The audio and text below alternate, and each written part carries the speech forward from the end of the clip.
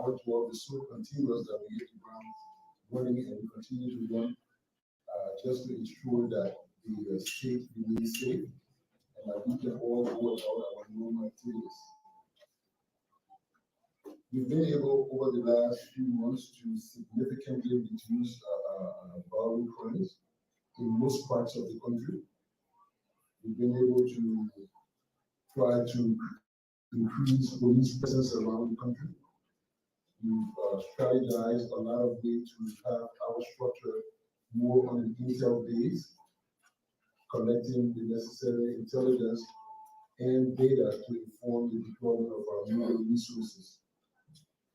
We have been working on policies and procedures, looking at revision of our administrative instructions and regulations to include more gender sensitive aspects of it.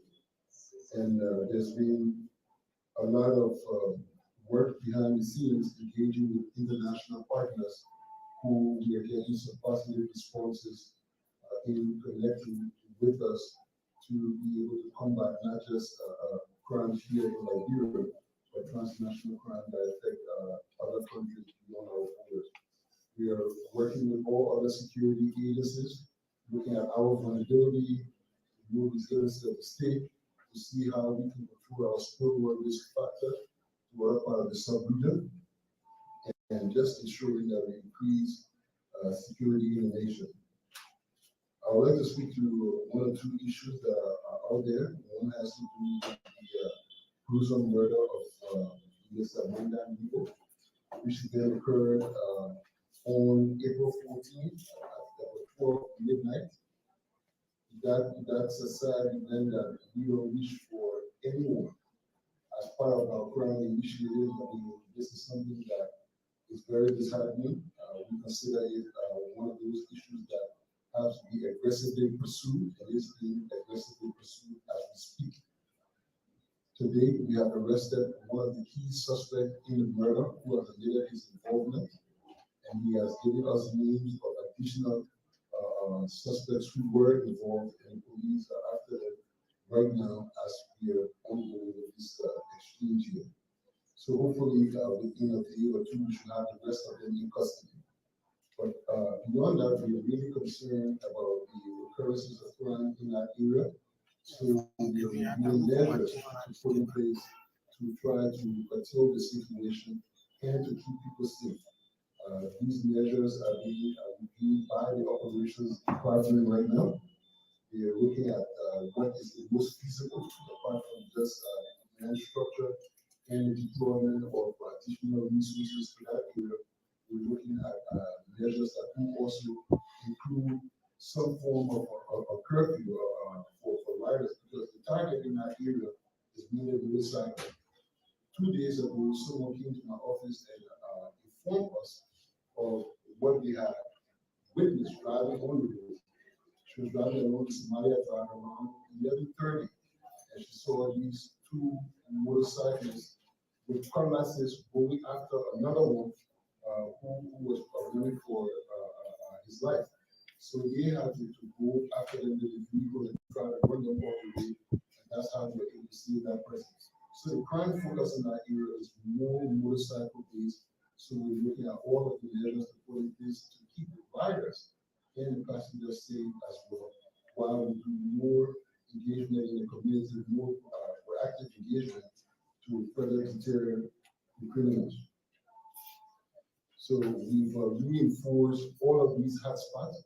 We've looked at the limited data we've been able to collect, and the data is giving us information as per the time and occurrence of the crime.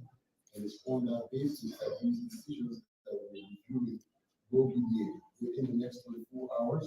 Whatever the outcome will be, we will communicate with the general public as to what measures will be put in place to be able to support this initiative for the reduction of crime and the safety of the citizen. We would like to caution motorists, the vehicle registration, license plate issue is one of those things that we are actively enforcing right now. And the Minister of Transport will be speaking to you. I even know he was Minister for the People is here, so we need this partner. But we will be providing all of the necessary support for that enforcement as a joint collaborative effort in going after vehicles that are not registered. It's only responsible enough as part of people's safety campaign, as part of your responsibility, as part of the privilege you enjoy for using the road, that no one should have to run after you. It's only responsible enough that you go and register your vehicle. This is not something we should be begging you for, but we are here asking you to please do so that it limits the interferences with you and the police officer. If you have your vehicle registered, the speakers are there, you have your license plate, there's absolutely no reason why the police officer should stop you. And I know there are cases where people say, oh yes, you know, sometimes our vehicle register, the police will still stop us. But sometimes challenge the process. Comply with them when they stop you. Take one step further. Usually the professional standard division, let us show reason as to why we engage you.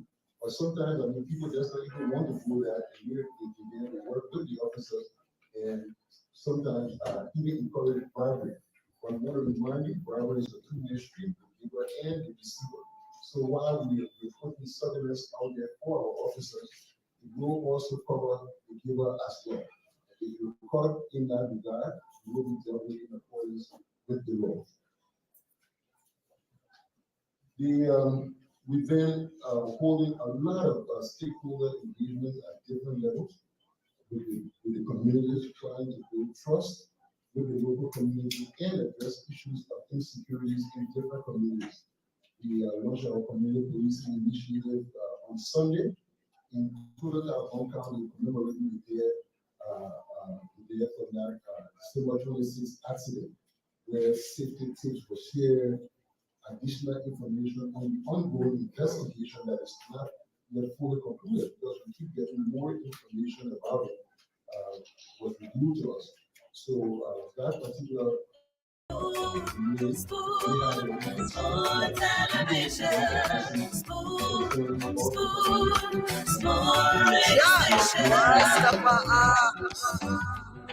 Spoon gonna tell you what is happening in Liberia.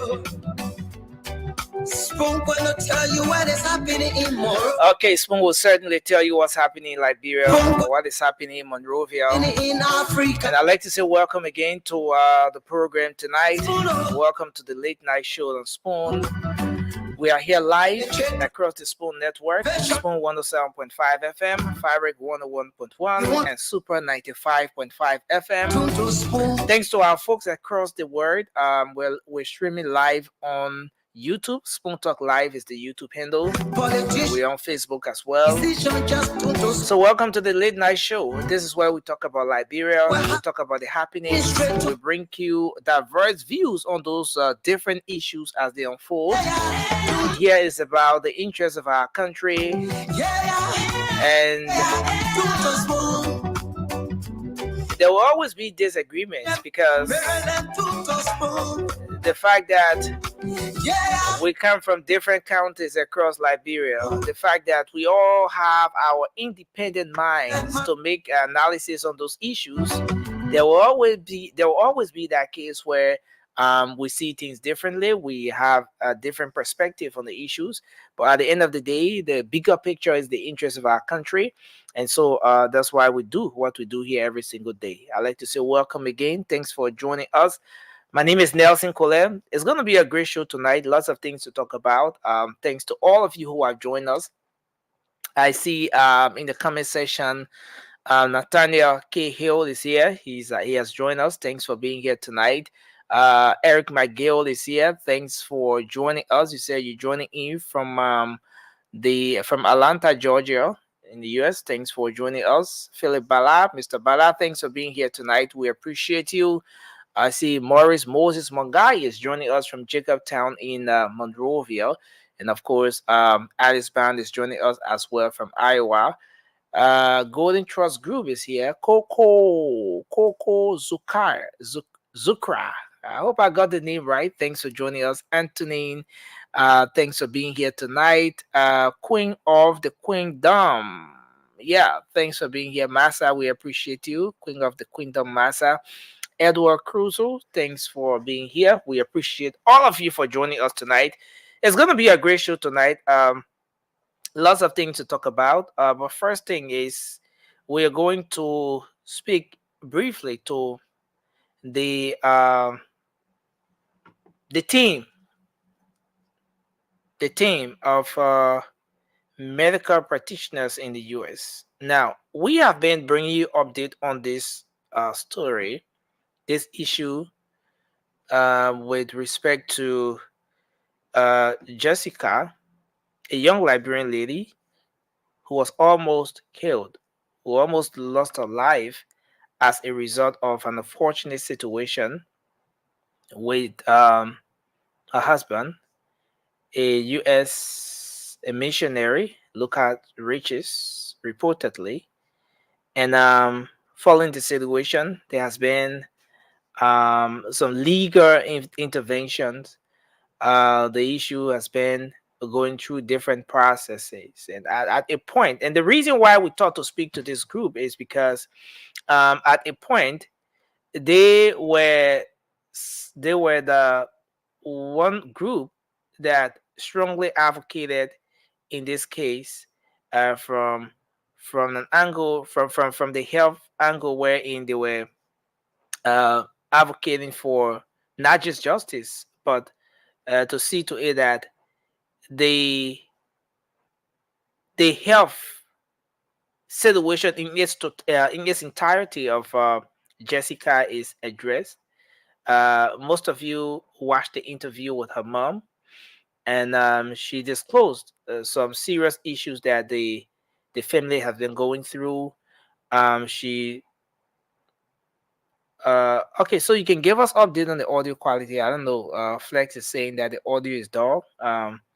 But we're still here. I'm still using the same setup that we used for the previous show. So I don't know what you're talking about, but folks out there watching as well, you can give us update on the audio quality.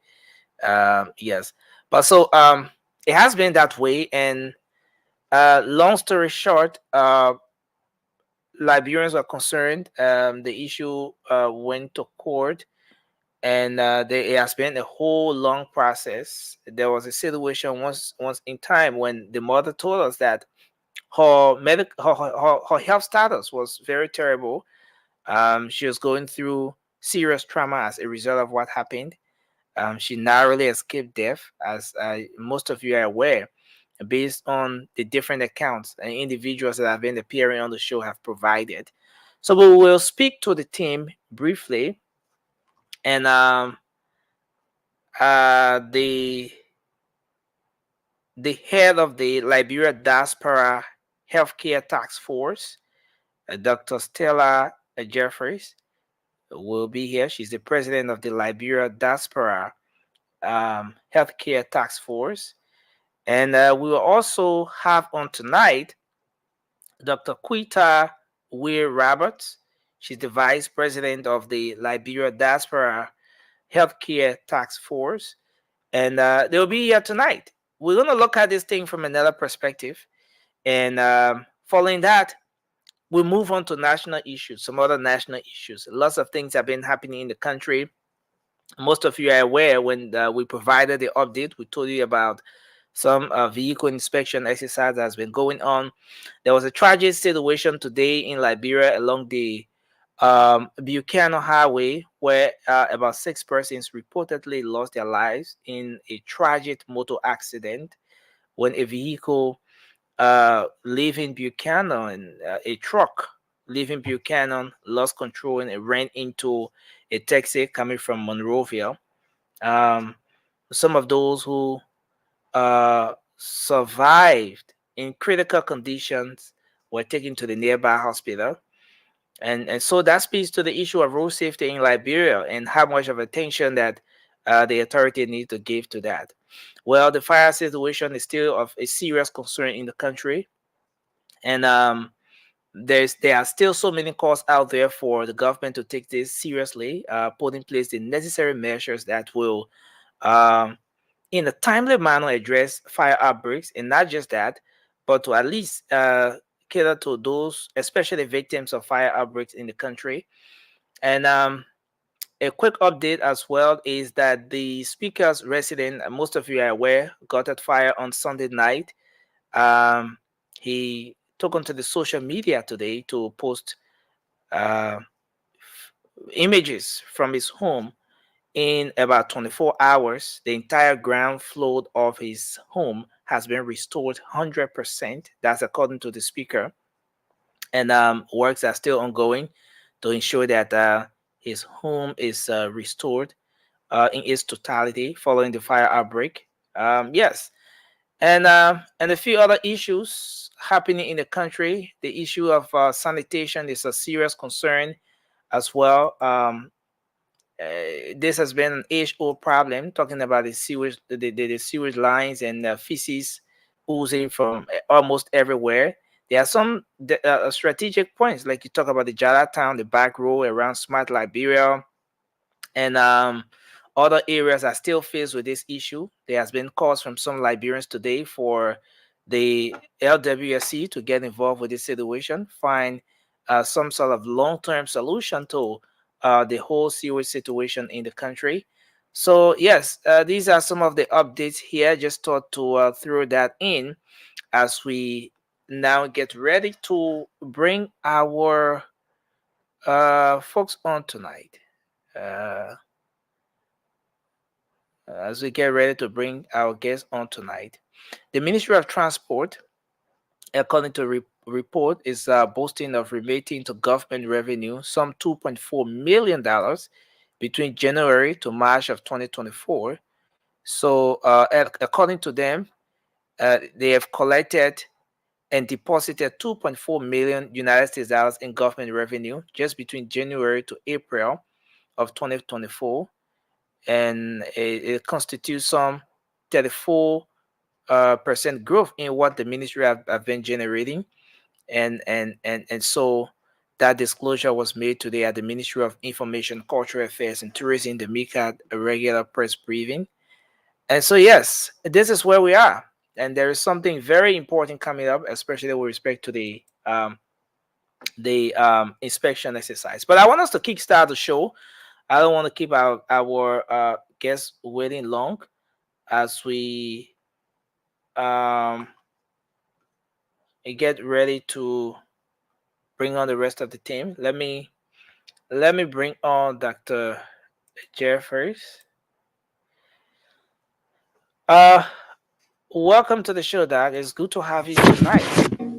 Can you hear me? Hi. Thanks for welcoming me. Thank you. Okay. It's good to have you on tonight. Let me also try to bring on Dr. Quita Robert. I'm getting some feedback. I don't know. I'm getting some feedback. Are you monitoring the show on any other device aside from what you're using? No, just the computer, no other device. Oh, okay. I'm getting a kind of feedback. Okay, but let me bring Dr. Quita on. Hi, good evening. Good evening, Doc. Thanks for joining us. It's good to have you on tonight. Of course. Hey, Dr. Stella. Hi. Yes, so it's good to have you both here tonight. And on the first segment of the late night show, the rest of the team will join in as we take on this discussion tonight. But first of all, I just want you both to just shortly tell our folks who you are, and just a brief, introduction of you, and then we can kickstart the conversation tonight. We can start with Dr. Jeffries. Yes, hi. I am Dr. Stella Jeffries. I am a medical practitioner in the United States. I'm in private practice. I'm also, I have a clinic in Liberia as well, and a clinic here in the US. I am the president of the Liberian Diaspora Healthcare Task Force, and this is a very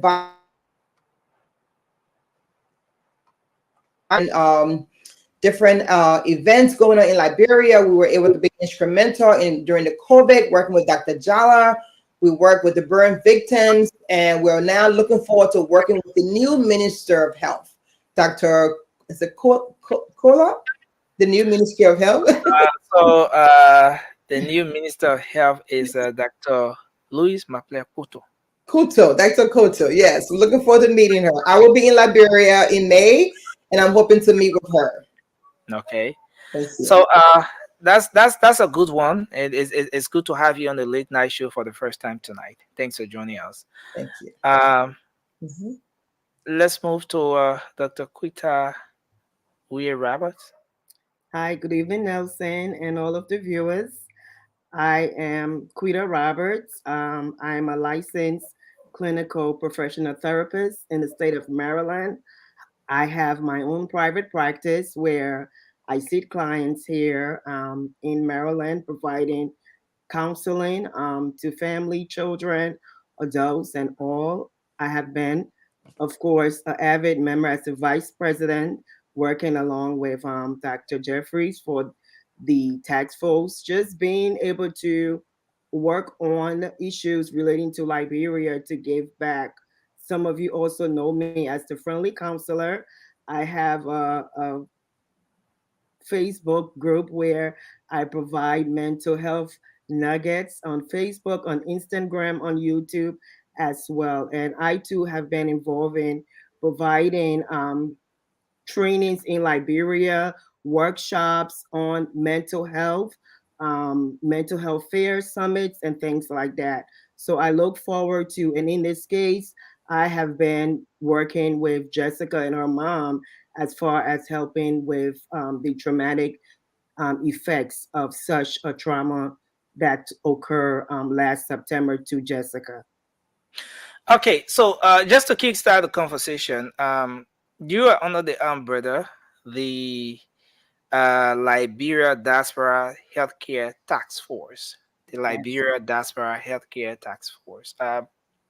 You want to tell us about a bit about this organization, and then next is, do you have a history of carry on such advocacy like you're doing in the case of Jessica? You know, but firstly, just a bit about this the group, the organization. Yes, so the Liberian Diaspora Healthcare Task Force was founded actually around 2020 during the COVID.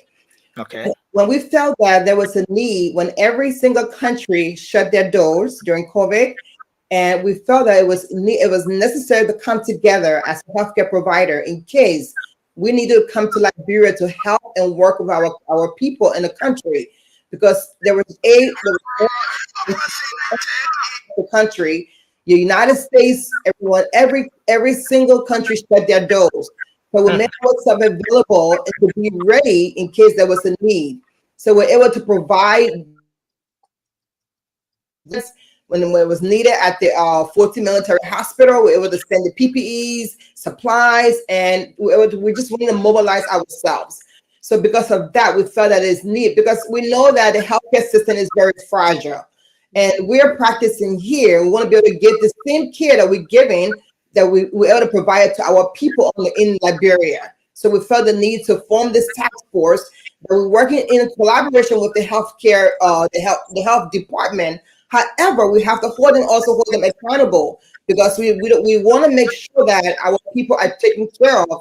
I have my brother is there, my brother's family is there. I wanted to be able to get the best healthcare. So whatever I can contribute to the healthcare system in Liberia, we're here to working together in collaboration, but we're also a task force. We're going to look at what is right and what is wrong. We'll see how we can fix it, make it better for our people in Liberia. Okay.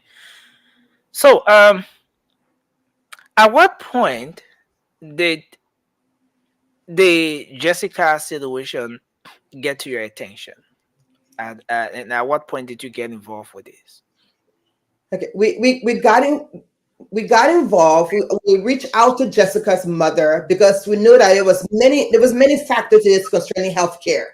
It's not just her physical health that was at stake, but also her mental health, the post-traumatic. And I know Quita would touch more on this.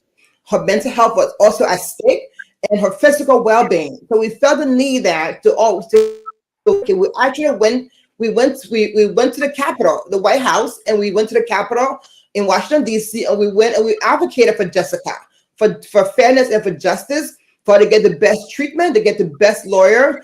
And so we're able to, with our voice, we're able to also have a good impact on this case. So Quita can come in. Yeah. So in the very beginning, when this story hit Facebook, of course, everybody saw it and it was alarming. How could it not be? It was something that, of course, were inhumane to many people. So when we got that information, just as Dr. Jeffrey stated, we immediately contacted Miss Cynthia to see how we can be of help. So there were so many outpouring of help going into, her family. One of the things that we wanted to know as a organization, especially in this kind of a situation, there will be some form of trauma. How is she being taken care of as far as the events that has happened with the family? Are there any, services in Liberia? And we know it's kind of slim. And as healthcare professionals, we are not just limited to sending supplies, right? Even though we are across the ocean here, but whichever way that we can be of help, whether it is pointing them to people there or we ourselves can be a part of the process, whichever way that we needed to help, we came in and we were willing to help. So the diaspora, like I stated, is more than just sending donations to Liberia. We are really hands-on there. We have a team in Liberia as well, which, of course, many incidences when we have situations where we cannot be there physically, the team in Liberia stands in place for us. Right. It is a human, and you asked the question, Nelson, it is a human issue that affects everybody. And as far as healthcare providers, it is a health issue. Okay. So I want us to know, and let me welcome our co-moderator, Emmy, to the show. Emmy, welcome. It's good to have you on. And I want us okay. So I want us to go into your action, what you've been involved with of recent. You spoke of advocacy, and since this particular thing got to your attention, you have been involved with it. I want to know, what specific areas have your advocacies been focused on? What have you been looking up for Jessica in this case, given what happened, and as far as the situation is concerned? Can I read a quick letter that I want to I know tomorrow is a very crucial. Tomorrow is very crucial because the final ruling is going to be tomorrow. So I have a quick comment I want to read quickly. Mm-hmm. So urgent appeal for fairness and justice in the Jessica Loyce case. This is to the judge. Your Honor, my name is Dr. Stella Jeffries. I'm the president of the Liberia Diaspora Healthcare Task Force. The Liberia Diaspora Healthcare Task Force is writing to bring to your attention a matter of utmost importance regarding the ongoing case involving Jessica Loyce. We are aware of the recent development in a meeting held at the Temple of Justice and have raised concern about the integrity and fairness of the legal proceeding. During this meeting, Lucas Richard's lawyer, including Eric Morlu, Joseph B. Dibley, and Jimmy Bumble, made attempts to pursue Jessica Loyce and her parents to drop charges against. For some reason, your internet is okay. Can you hear me now? Okay. Yes. Okay. During this meeting, Lucas Richard's lawyer, including Eric Morlu, Joseph Dibley, and Jimmy Bumble, made attempts to pursue Jessica Loyce and her parents to drop the charges against Lucas in exchange for a bribe. The initial offer of $10,000 was rejected, and despite subsequent offers, including an increase of $20,000, the Loyce family stood firm in their commitment to seek justice through legal means. It is deeply troubling that such attempts at bribery and coercion have been made in connection with this case. The Lloyd's family, represented by prosecutor Naomi Ford Wilson from the Minister of Justice, has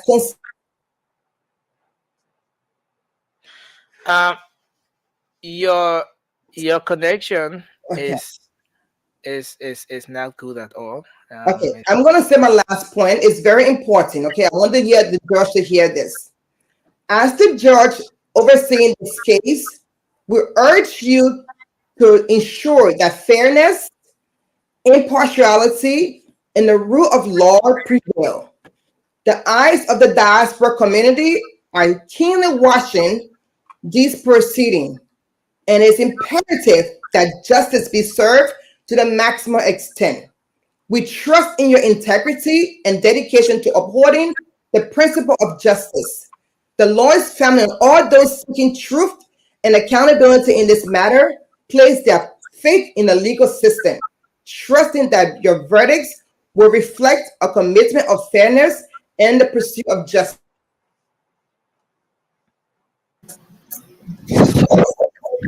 We just want to judge. One of the reasons why we're advocating, we have been to the White House, we have been to the Capitol, we have been advocating for Jessica all during this case.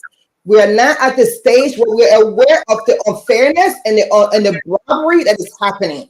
And we want the judge to know that the diaspora community are ready watching. We are hoping that tomorrow there will be a fair and just case. So what you're saying is that basically your advocacies have been around getting a fair trial. Yes, because Jessica, this is affecting her mental health. Jessica is not sleeping. Jessica is having post-traumatic stress disorder. Jessica is not eating. This has really traumatized her. And we're just hoping that not only does she get, not only does she get fairness, but also that she needs to have medical treatment. She has not gotten any medical treatment from this case.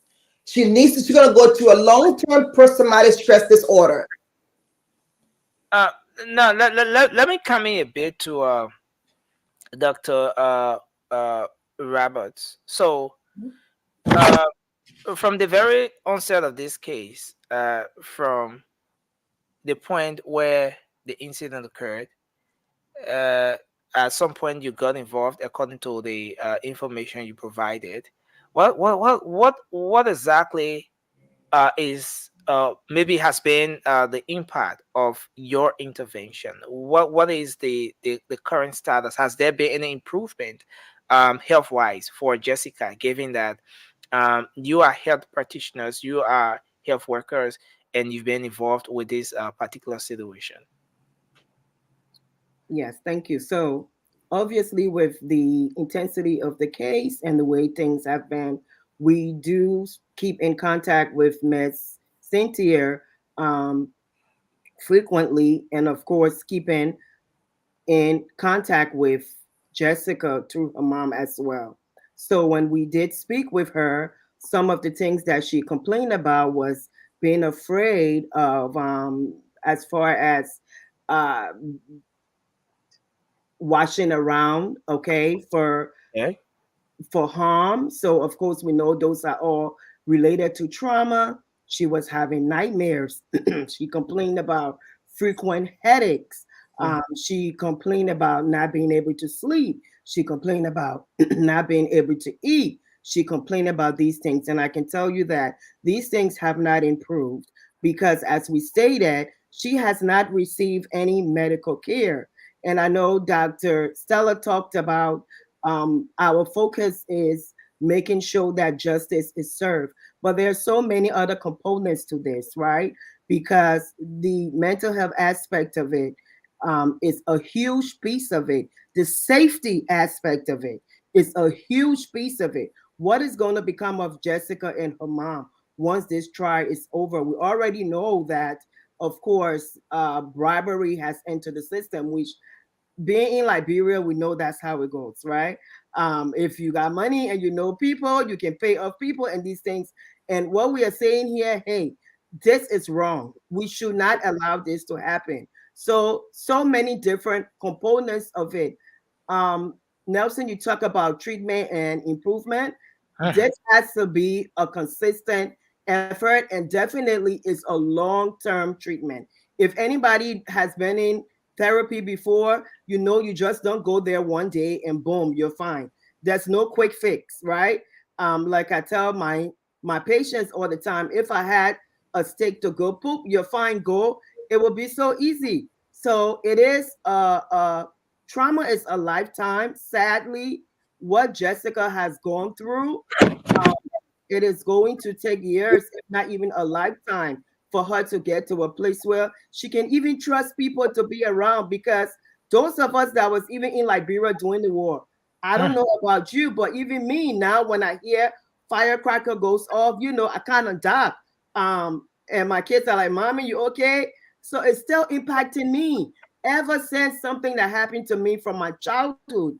So imagine that. It is something that is going to take a lifetime. So treatment is ongoing.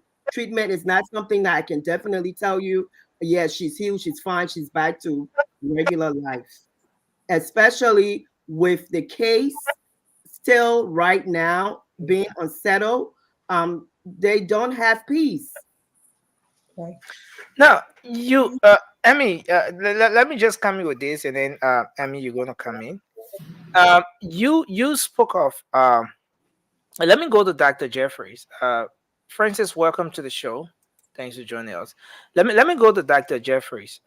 Doc, you spoke of some attempts to get the family compromise this case.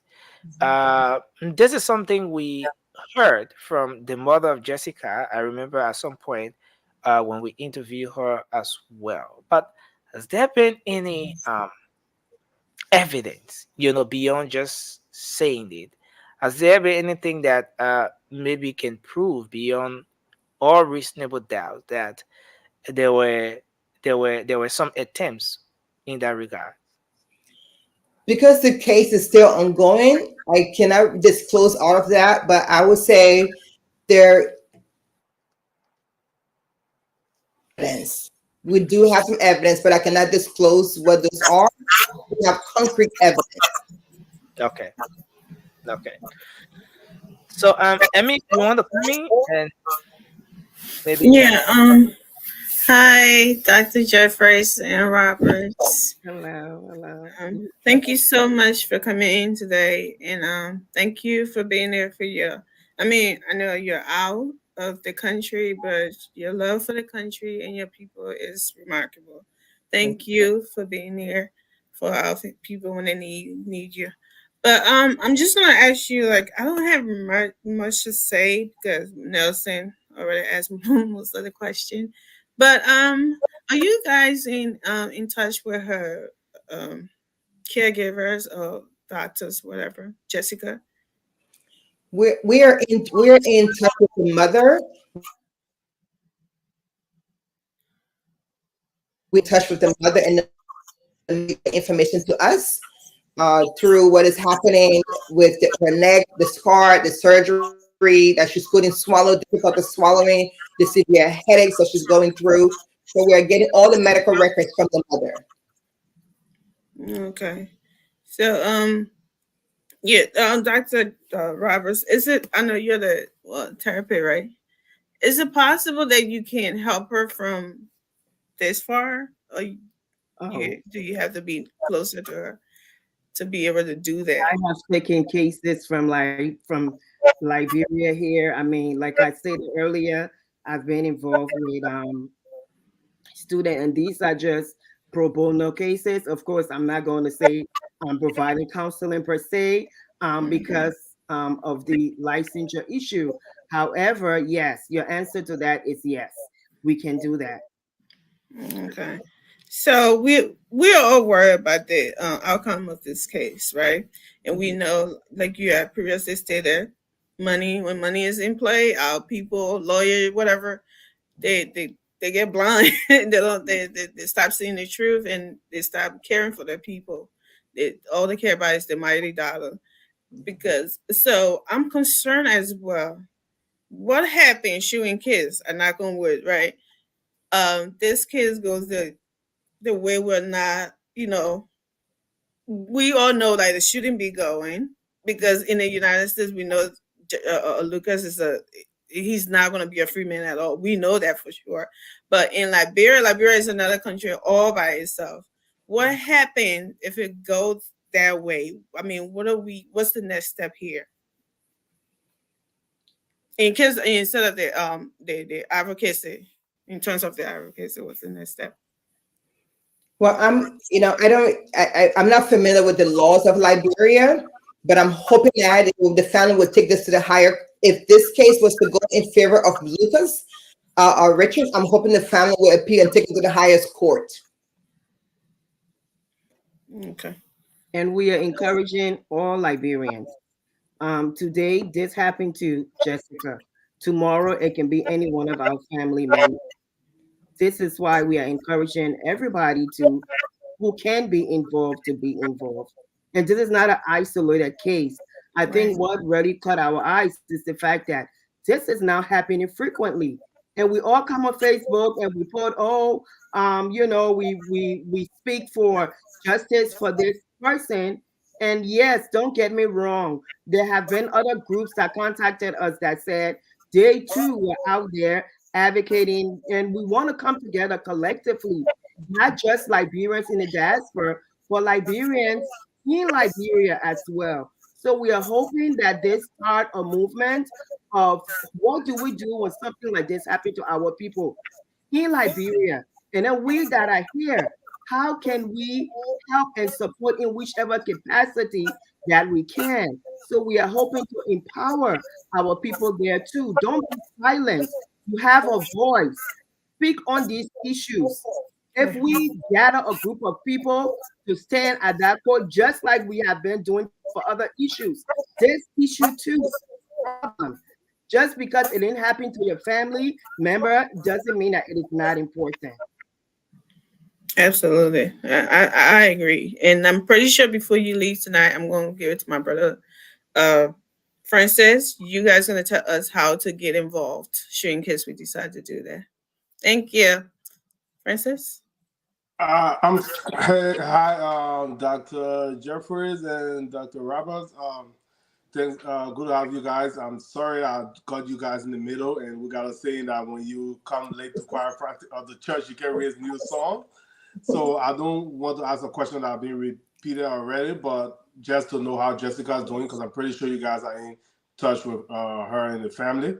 So I mean, we've had this conversation before, and like I said, I want to ask a question that has already been answered, but we all just hope and pray that everything goes well for her and justice is served in her case.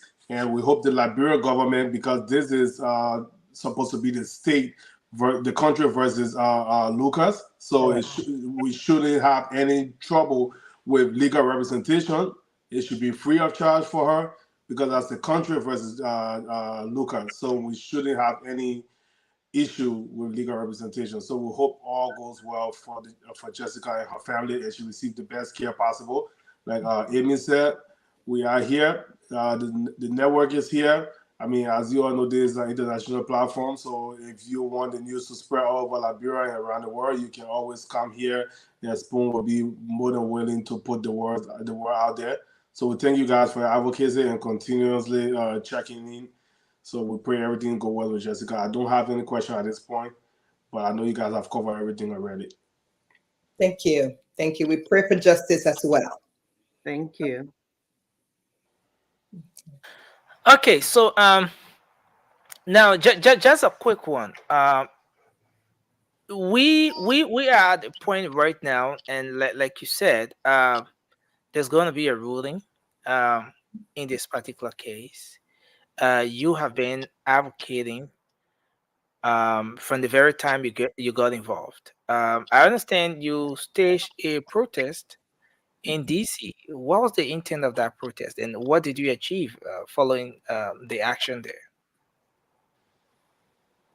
So the intent of the protest, we actually we got a permit from the Capitol Police.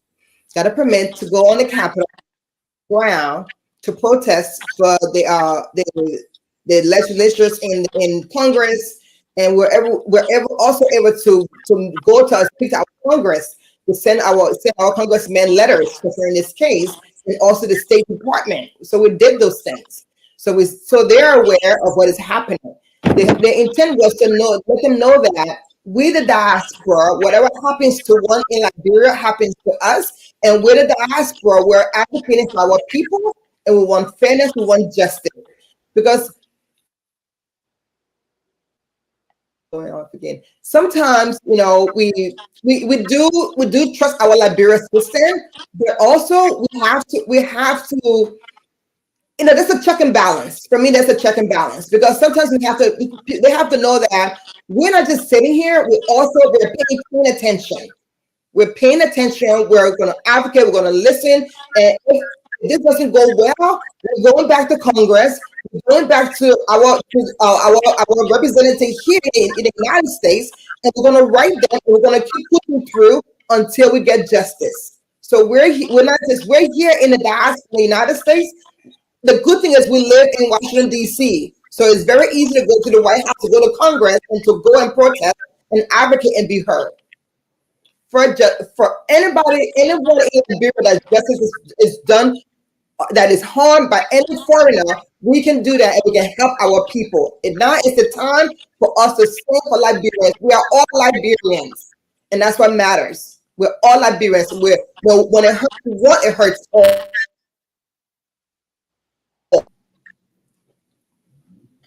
Okay. Yeah, absolutely. We should be, because we see that a lot here with a lot of other nationality, and as for we Liberian, we're just sometimes people say we're strange people. We're never together. When stuff like this happen, it's always, if it's not my family, then it's not important enough. And I really hope that we get over there and start to look out for our people. And yeah, that Yeah. I really admire that. And just Because to we add, all want. Someone is asking the justice for war. We're talking about Jessica in the story with Jessica in Liberia, that the girl that almost got killed by Lucas, the white man, like we always say. Lucas or what is the last name again? Nelson Richard. Richard, yeah. So Sierra, that's who we're talking about today. So, Mikael, welcome to the show. You want to weigh in your thoughts? We want to open the lines for just a few minutes, take a few calls, and then just before letting you go, and then we can transition to our next segment. But Mikael, welcome to the show. You want to make an input just before we go to the phone lines? Well, hello everybody. Hello our guest today. Thank you for coming on the show. Yes. Actually, thank you for bringing me on. But Liberia cannot keep doing business as usual. We can't be giving leverage to everybody to just walk over all the time. We gotta show to people that we are country, we are people with integrity, we are people that got intelligence. We got a lot of intelligent people in Liberia, well educated people. We can just be, vulnerable to everything. This guy came from United States of America. He know quite very well how people live here and when do such the consequences for that. And he went to Liberia, take advantage of the young, beautiful girl. And since then, our government just sit back and they're not even doing nothing much. No, but let me just say this, Mikael, it's in court. I know the process been long, Nancy. I mean, he did it on broad daylight. I know the court system had a lot of different. Look at that kind of image. Right. We all saw this on Facebook. We all were in tears for weeks for this girl, and up to this the case keep dragging on. That I have to say some kind of I don't know some kind of I don't know. Okay. I can't even describe that. But, this kid got to come to a close. Let the girl get a justice. The guy that did this to her, he not know important than anybody in Liberia. Right. White skin. Thank you. Yeah. Okay, so we want to go to the lines. Let's take a few calls. Maybe folks out there have some concerns. They have some questions they want to ask you. and then we can make our transition to the next segment of the show. So if you're out there, you want to make an input, you have a question for our guest, just call 0555101075, or you can call the WhatsApp number right on your screen here, and you make your input. Let's take Hashim Famule. Hashim, welcome to the show. It's good to have you on tonight. Yeah, hello, Nexon. How you guys doing? Yeah, we're okay. Yeah, thank you, guests, for coming on, and I thank them for standing up for this guy because I know this family very well. That lady, she been selling in Waterside to send her children to school. I live with the same community when I was in Liberia. All those two, they are twins, the boy and the girl. They been selling to support that children. So let the people seek justice for that woman daughter. Okay. She needs justice. It will not get as usual as the Liberian way. Thank you. Thank you very much. Thank you, Hashim Family. So 0555101075, and of course, you can call the WhatsApp number that's on the screen, and you'll be live on the program tonight. Let's see if we can take another person right here. Hello, you're live. Your name and where you call from? Hello, are you here? Well, again, we lost this one. So let's see if we can make some adjustment here. Let me try to bring this one on. Hello. Well, again, we lost this call. Wow. Okay, so I think let's see if this one is going to go through. Hello, you're live. Hey, my name is William. I call from Fargo. Okay, it's good to have you, William. Let's hear you. Yeah, I just want to tell your panelists thank you, and the people in studio there talking about Jessica case. I want to tell them thank you, and I beg them it shouldn't just be Jessica alone. It should be other people who have lost their lives. Sometimes they are being fought by people, without no justice for them. Let them stand for them too. Okay. Thank you. Thank you very much for your input. Hi, Nelson. Hi. Welcome to the show, Shirley. It's good to have you on tonight. Thank you. I couldn't stay back. I have my two beautiful sisters on. And I was in the comment section. Nelson, say hi to my sisters. Amy, say hi. And nobody want to say hi. So I'm so grateful to have both of you on, Dr. Stella and my beautiful sister, Dr. Robert. It's good to have you guys on. I mean, I have no doubt that the both of you live for this. You're always advocating for women, advocating for people. And so to know that you're taking the initiative to work to make sure that Jessica get justice, I have no doubt you will go up to the end to make sure that she has justice. And so I think Francis said it, that we are here to support, to echo whatever work that the both of you are doing behind the scene. And yeah, let's do this for Jessica and for everyone that needs justice in Liberia. Yes. Okay, so we're gonna come back on set. Let's try to conclude with the calls. I have some folks still calling in. Let's see if we take this person. Hello, you're live. Your name and where you call from? Yes, hi Nelson. This is Thierry. My name is Thierry Tokba. I live in Washington D.C., but I was actually and I'm also a part of the group with Dr. Jeffries and Krita. I was in Liberia in March. I was there for 2 weeks visiting my parents. Okay. And I made it a point to visit Jessica while I was in Liberia. I visited Jessica and her mother. I actually went to their house. And I spoke to Jessica for an hour. And she explained the entire story to me. She cried. I saw the back of her head where she was. It's so sad. Jessica has thick, long, beautiful hair. Her hair, the back of her head, a big bald spot in the back of her head. I felt so sorry for her. Jessica's only 21 years old. She's the same age as my nieces. she deserves justice. Okay. So again, I'm praying for her. I'm here for her. I keep in contact with Jessica, her mother. I'm back here in the United States. But again, this is a female who deserves justice. So I Okay. just wanted to call in. Mhm. Thank you. Thanks a lot. We appreciate Thank you. Thanks for your input. Let's take this call from Liberia. Hello. Morning, Nelson. Yeah, Good morning, Nelson. Yeah, good morning. You're live on the show. Your name and where you call from, sir.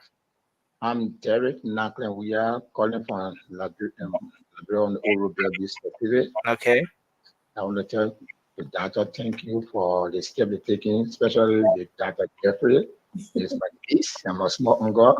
Yes. And there are so many cases I've been having like the Peter Scuba on a case. We pray that the step they are taking. Okay. Thank you, sir. Thank you very much for your input. And yeah, so I think we're gonna hold it at that because we have to transition to our next segment of the show. But we'll come back on set and let's hear any parting comment from you. Anything you want to say in closing just before we let you go. Okay. And Yes. one second, Dr. Jeffrey. Sorry about that. And I also wanted for you to add on, if I know you read a letter to the judge, and I wanted you to also add on, like, if there's any advice that you have for these lawyers who don't value their own people. Well, over the money. feedback is terrible. Yeah, over money, and so to see if you can say something to them and tell them how it's here, how important these people the Americans take their own citizen and stuff. And I just want you to add something like that in your closing, if you would. Yes. So let me speak to the lawyers and let me speak to the justice. Let me speak to the criminal justice folks. I always say we're coming for you. If you're going to continue to practice as usual and you're going to be unfair with your people, you're going to put bribery, you will lose your license. Because we do have the name, we have I have the names and I have the recording of those lawyers that was trying to bribe, and after this case is over, you're gonna face us. You will lose your license in Liberia if you're not gonna stand for the people and by the people, and you're gonna bribe. Forget it. The task force will come after you. Yes, we're a healthcare task force, but mental health is also part of it. Okay. So in closing, okay, one of the callers stated that this is not just about Jessica. Yes, the task force we're here for other cases. We work on medical cases. We help bring medications. We help with patients who have cancer patients. We're trying to get a chemotherapy facility. There's a lot that we're doing. We'll work together with the Liberian healthcare. Any other case that is out there that needs justice, please inbox us.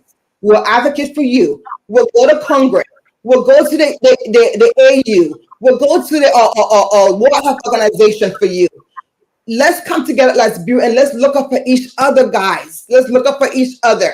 It doesn't take a lot to do that. You don't have to be my mother or my father, my brother. We are all Liberians. Well, one Liberian hurt, all Liberians hurt.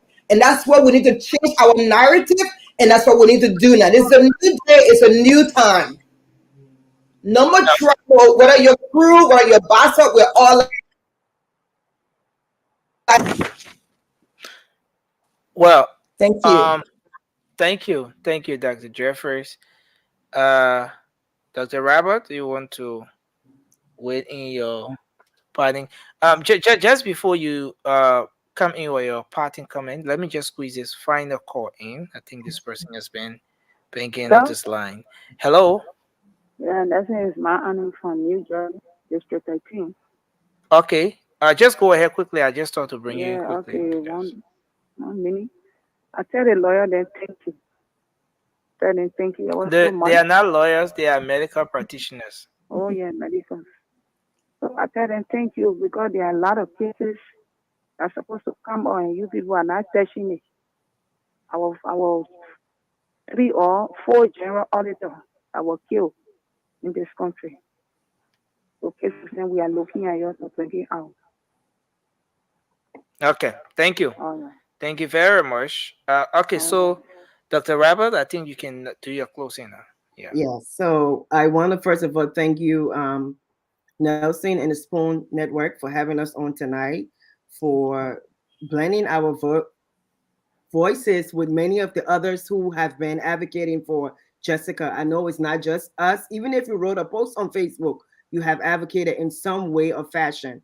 So I just want to thank all of us. You know, in Liberia, we have a saying, what thing concern me, right? That I'm my business, what thing concern me? Well, it's time to change that mindset of what thing concern me. Because yeah, we are a group of people who are saying there is no more time for I'm not concerned about this or I'm not concerned about that. As Liberians, especially those of us who have been blessed with the opportunity to come abroad, to educate ourselves, to enhance our lives.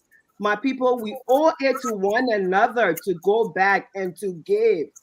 There is no need for us to sit and be selfish about what thing concern me. I'm not worried about those people. We are those people. We are those people. And when we start to change the mindset and change the way that we look at the issues pertaining to Liberia, then it's when our country is going to change. So what we did by going to the White House was to raise awareness. Yes, we are staying focused on this case, and we're making sure that justice will be served, not just for Jessica, but for many others Liberians. And again, if any of those cases that we are aware of, this is not the first case that we have really put ourselves into. There was a case a few years ago, a young girl that was raped, molested. We were involved in that case, and before you knew it, the grandparent called Stella and I and told us, don't worry about the case. The family, settled the case because bribery came in. So we had to back off. So I know Nelson asked earlier what other advocacy that you guys have done. And this is not the end. This is not the last. And what I want to say to all of my Liberian people tonight, we shouldn't just sit and be content with what's happening around us. Let it bother you, let it shake you in such a way that you too will create a movement, a march. Let us just not end here with Jessica. And we pray that for the lawyers, we trust the system. We trust you guys. We trust that you will do well by Jessica. I know, again, back to the way business is conducted in Liberia. We hope that you will do the right thing this time. Again, a lot is at stake because we have gone all the way far to Congress and we are not stopping there. So we encourage you to do the right thing by Jessica in this case. And we are watching tomorrow. We will be tuning. And Jessica and Miss Cynthia, we are praying for you all. And we hope that if not else, God will give you the spirit of calmness tomorrow as you go through this case. I know it is going to be extremely emotional. It's going to be extremely stressful for you. And we pray that God will carry you guys through tomorrow. Thank you, Nelson, for having us on. Amen. Amen. Amen. Well, thank you, Dr. Robert, for being here tonight. We appreciate you. And to Dr. Jeffrey, we appreciate you for being here as well. And yes, we look forward to seeing how it goes. And this is an initiative that you decided to undertake. And we commend you for what you're doing in the interest of your country, Liberia. And again, we appreciate you for the time here tonight. Thank you, ladies. I say thank you. A special thank you from us here. Yeah, thank you, guys. We really appreciate it because we see a whole lot of, you ladies trying to change the narrative for us Liberians in the diaspora, and they're not there for anything good but to be doing, we really appreciate you. And to every Liberian, like you said, whether here or back home, please stand up for your neighbor. It doesn't have to be your own before you stand up to go and stand under the rain and sun to protest to the justice minister or whatever to do the right thing. And I mean, when we see those power and everything, then we over here get energized to help you out to do something about it. So thank you so much, Dr. Roberts and Jeffries. I appreciate you. So beautiful. Thank you And guys for having mwah. us. Thank you so much. Thank you, ladies. I'm so proud of you guys, but Thank you, again, I'm not Shirley. surprised. Love you, sis. Love you. Bye-bye. Bye, everyone. Bye. Bye-bye. Yeah. Okay, so here we are, and we are going to make a quick transition now. Fire disaster has been the major issue in the country, and we've been talking about that time in and time out. There was a situation at the speaker's residence, most of you are aware, on Sunday night. And then, following what happened, the next morning, this was the home or the aftermath of the situation. And sadly, the speaker's home was being hit badly by this whole outbreak. And so, like many situations in the country, the speaker is not the first person to experience this kind of issue. And so, like he stated, Nelson, there is a fire echo. Can you put your phone on mute? I think. Go ahead. Yeah, can we all just put our phones mute ourselves? Okay, I think it's much better now. Okay, so like many Liberians, so many people were in sympathy with the speaker. Lots of lawmakers rushed on the scene, and he expressed regret. He said it took about 2 hours for the Liberian National Fire Service to get on the scene. The people in West Point were equally affected. Tons of homes, as we speak, they are still homeless. The people in VOA, where that little child, less than 10 years old, died. That video is so traumatic every time we play it. And this has been an age-old problem. An entire family lost their lives in another tragic situation in the Dupont Road. They fought, the lady and her 2 kids, and they fought. At the end of the day, they ended up in the bathroom. That's where they lost their lives. And so, this is sad for our country. Fire disaster is serious. The heads of the Liberian National Fire Service were on radio this morning. They were making the case. But listen, man, the speaker has come out to, he made a post. And this has sparked some reactions, mixed reactions. Let me put it that way. So the situation transpired on Sunday night. Monday was the day when he had a press conference. The president went there, and there were some, visitations and so. Tuesday today. So Monday morning, this is the same Monday morning. So on Tuesday, the speaker made a post, and he said, I think it's a little bit kind of blurred. He said the rebuilding has begun. The ground floor has been restored. Thank God. The speaker is thanking God for the restoration, of his home. And this is it, right? In less than 24 hours, the speaker's home has been refurbished. And as you look at these images, there's absolutely nothing that reflects or that say to you that this home was ravaged by a terrible fire outbreak or what have you. There's nothing that says such to you. And we are talking about less than 24 hours. or within 24 hours. I want to bring on the rest of the stuff here. Just bear with me a bit. Let me bring this on. So there have been mixed reactions.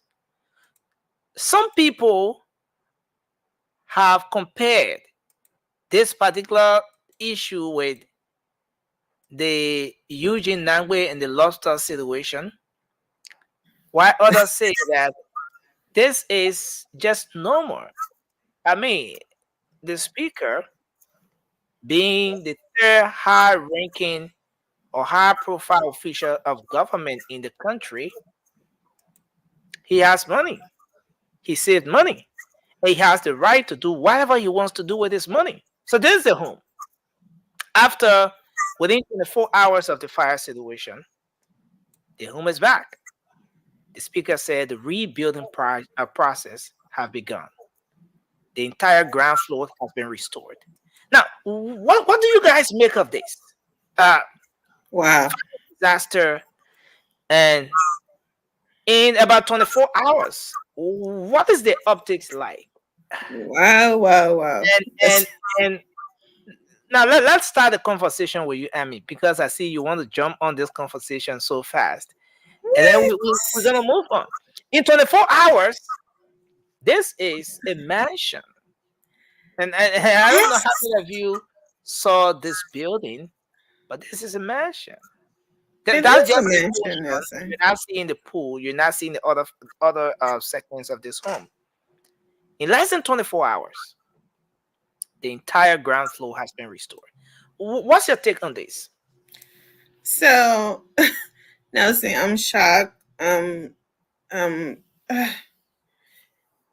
out of words, Nelson. There's nothing wrong with the speaker rebuilding his house. But, right, you being a leader in a country, you know what's going on there. We had this happening to innocent people, like you said, lives and all have been lost and everything. And before his people from West Point, they just had a whole zing round got down. And people are sleeping in the street and all of that. And in no time, in 24 hours, you just went ahead and said like nothing happened. This is another example of, the rich get richer or the poor get poorer, something like that, right? That is only the government officials in the country who has lives or who have feelings. Everybody else, you're on your own. And I mean, the optic is what looks bad. It's not whether he stole the money or whatever. That's not an argument. We're not on that. The thing here is this speaker has his own money. The speaker has been representative for 6 years before becoming speaker.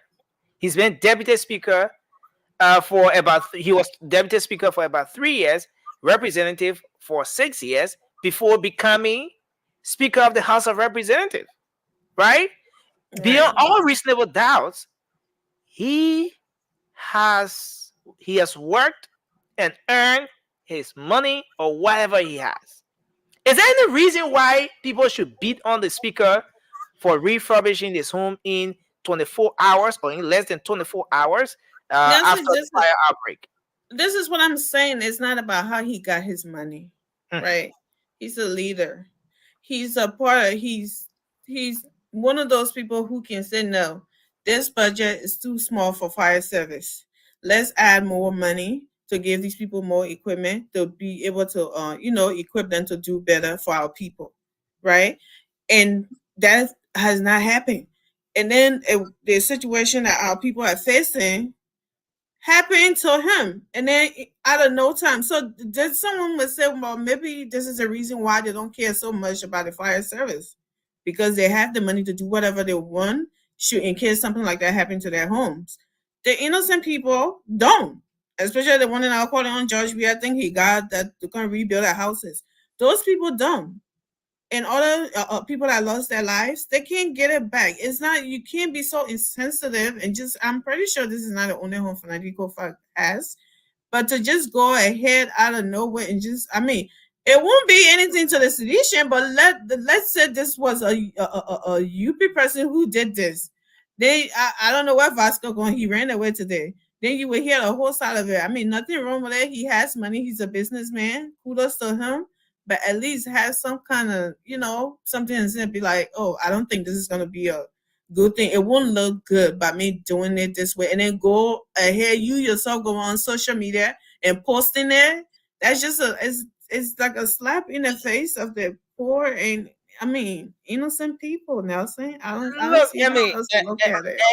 And we're gonna have the conversation around this. Let me move to Shirley a bit. Cindy in the comment section said, let's be real. Let's be real. The speaker can afford to repair his home in no time. I think he meant in no time. Absolutely. I mean, absolutely. I'm not. Can afford to repair his home. Sure. So, is there any reason why people should beat on the speaker for refurbishing or repairing his home in less than 24 hours after the fire outbreak? I don't think anyone. Well, if people are beating on him, I don't know about that, but I don't think people are beating on him. What I'm gonna say is the other people, which are like because there is no middle class in Liberia, middle class, right? It's either you rich or you poor, period. So the poor people that can't afford it, that little boy who passed away, burned in the fire, his mom and dad watching him, dying in front of them. Lily, don't touch it.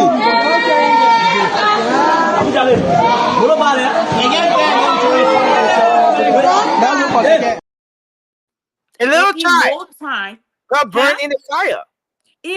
A little boy got burned with the other people that got burned in the fire, or they was in the fire. They have to take them to the hospital and they die. I didn't see anybody, not even the president, coming out and talking about those people. So what they're telling the Liberian people, those people have no blood. The only people that have blood, you have to have money. And that's not the first time, because the speaker, was it the speaker or one of the representatives who has got burned? It was the senator. The senator. Guess what? Everybody was praying for him to not die. Oh, I hope he's not in the house. I hope his family people not in the house. And people calling here and there, checking to see if he's okay. He's a human being, nothing wrong with that. But equally so, the other people that are dying, that little boy, that little 5-year-old little boy that died, who didn't have any time to enjoy his life, did not reach anywhere in life. None of them deserve to die. Nobody house or houses in Liberia deserve to get burned. But our lawmaker need to come up with something, some solution. There is absolutely no solution. And that's kind of like, want to go back to what Quita said. It's all about what is in it for me. It's not me, so I don't care. It's not happening to me, so I don't care. So the lawmaker, they need to come up with something. What is the solution to the whole fire thing? Because the next day it's going to happen again. And it's going to happen to the poor people, because the poor people have no way to rebuild their house. Like Amy said, they are on the street. They don't have anywhere to go. Because I'm poor, my auntie is poor, her house got burned down. She's not coming to my place because I don't have a place. I'm in a 1-bedroom house, 1-bedroom apartment with 6 of my children. So she had no space to bring 6 of her children into my house. So at the end of the day, she on the street. But guess what? Let's assume that whole house was going to get burned down. That man had money to either take his family to a hotel to stay there for months, or 48 hours to get that house rebuilt. Or he have another house to take his family. The poor people don't have it. So we need to make sure that if you are a lawmaker, try to talk for our poor people. Try to find a solution to the whole fire thing. And don't be concerned because it's a lawmaker or there's somebody who is in the government or in higher power. Our people have, like, they share the same blood that lawmaker sharing. So let's focus on our people. It's so, I don't know. But Shirley, one thing to take into consideration here is that after the incident, at the speaker's press conference. He said it took about 2 hours for the Yes. fire service to Oh arrive my at his God. residence. About Oh, 2 I'm so hours. So sad. how is that different from what I'm happens so to the sad. It ordinary took 2 people? hours. Are you serious? The other people, they can't even show up to them. So he even counting the hours it took for them to get there. Absolutely. Like ridiculous. You're talking about, oh, it took 2 hours. Dog. Yeah, it took 2 hours. Because the money you took to rebuild your house in less than 28 hours, you can take that money and buy a truck. You can take that money and give it to the fire. Shirley, someone may just be asking this question now, maybe watching the show from somewhere. Is it possible for the speaker as an individual to address the issues that fire victims across the country have been faced with?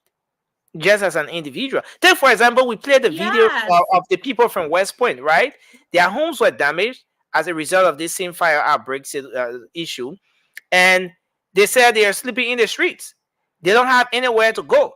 So let's assume the speaker goes there and address the issue with the West Pointers.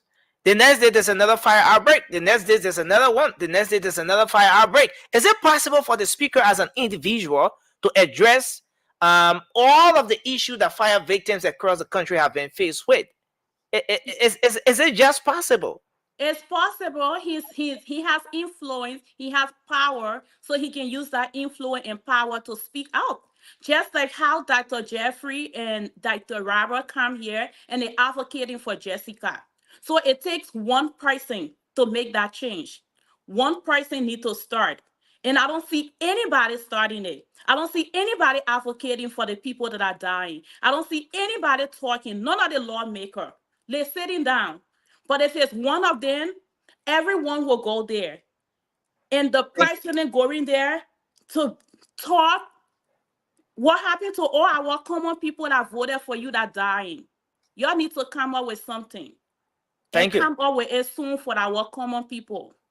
Thank you, Shirley. Let's take Francis on this one. Francis, you saw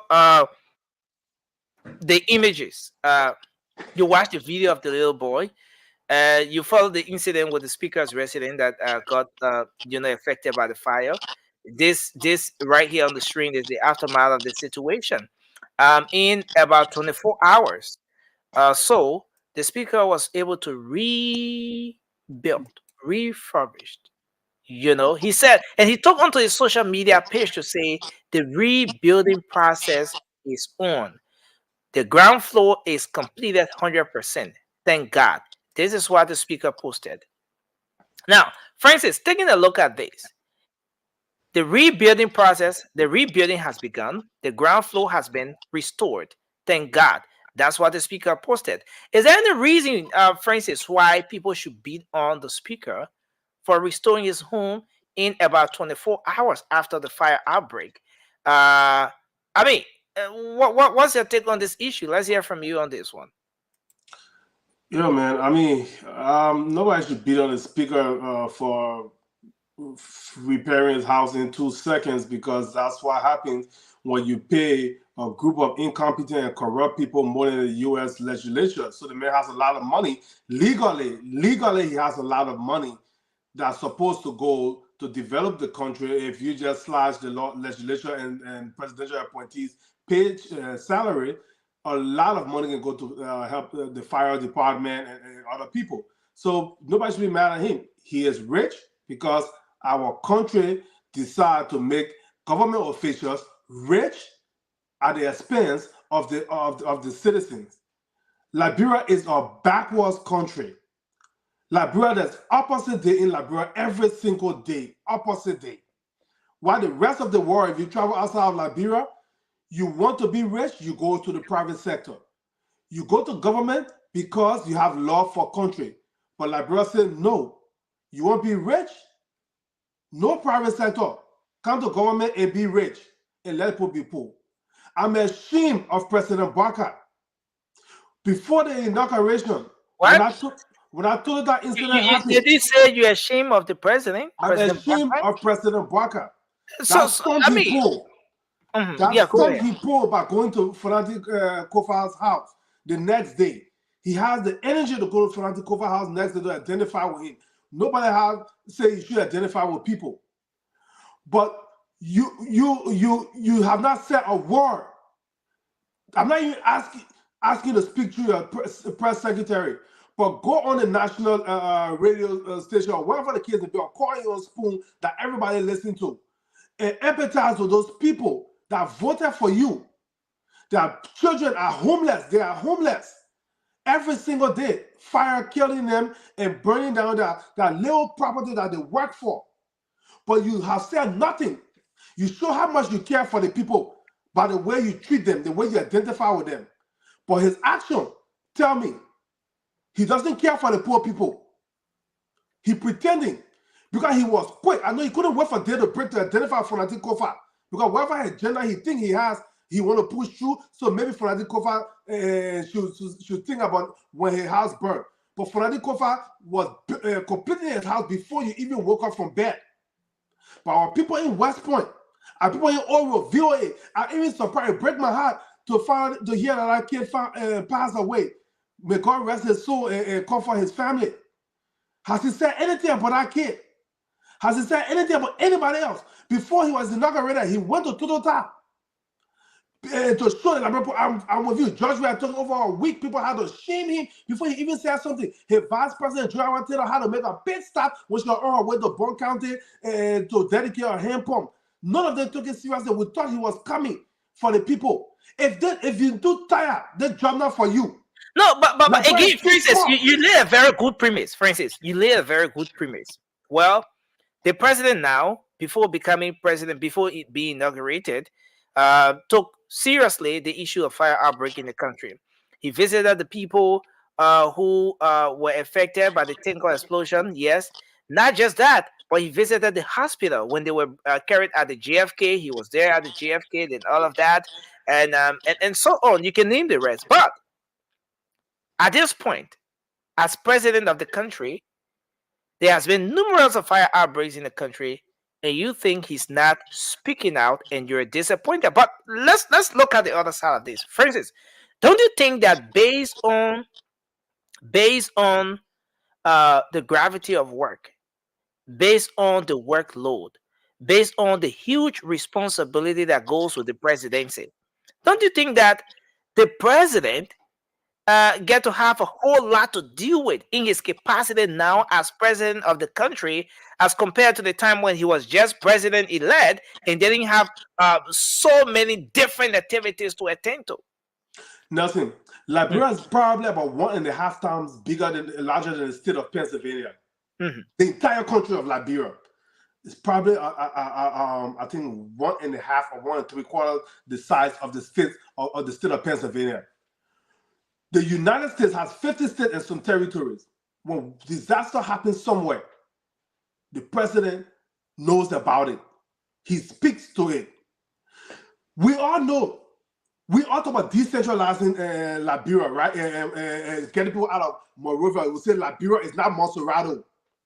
But everything that happens, be it development and be it chaos, it happens in Monserrato.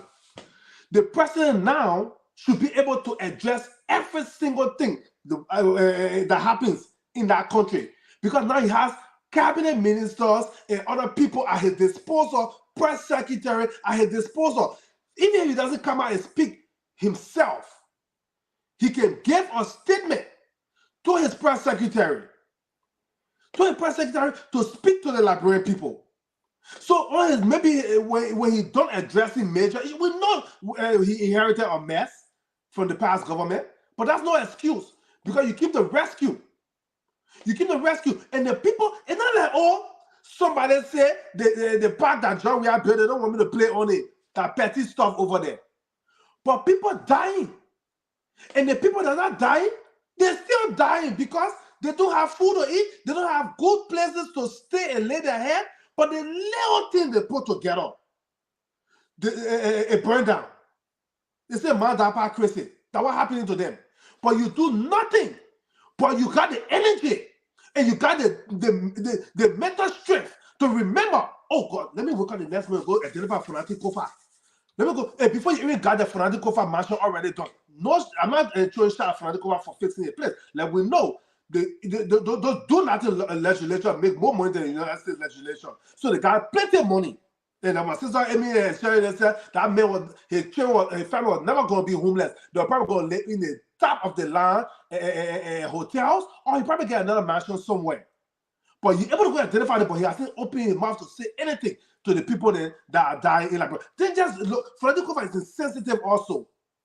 Why we start posting pictures talking about the rebuild has begun? What about the point in West Point? How about you say? What's wrong with the speaker? No. Taking onto his own social media handle and posting photos of his home. He is not you or me. He is not the ordinary Liberian. He is somebody in a position of authority to say, like Amy Oshari, somebody said, no, President Barker, we are not giving additional $1 million to this place. We will take 500,000 from each of the places to give the fire department, or let's just say, a $5 million budget. We give the police a $10 million budget. They are empowered to do that.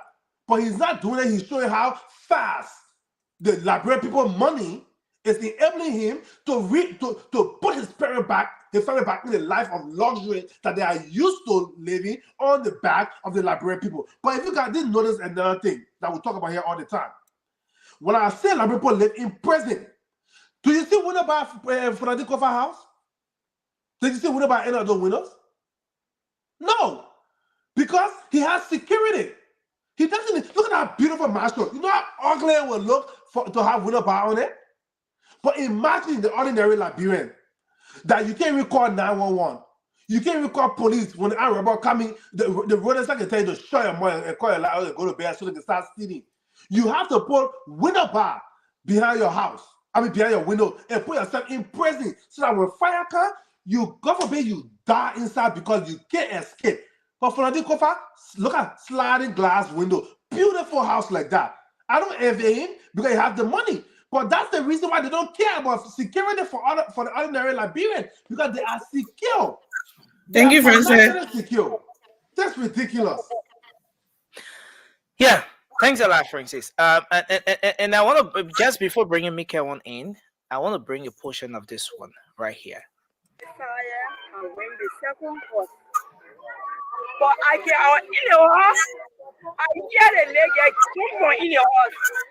Why you want to say, oh, this girl, oh, in the house, how when we get us now, how we start like my boy, you can with a fire, and how they go when they got stepped it, but before they got stepped it, they were late.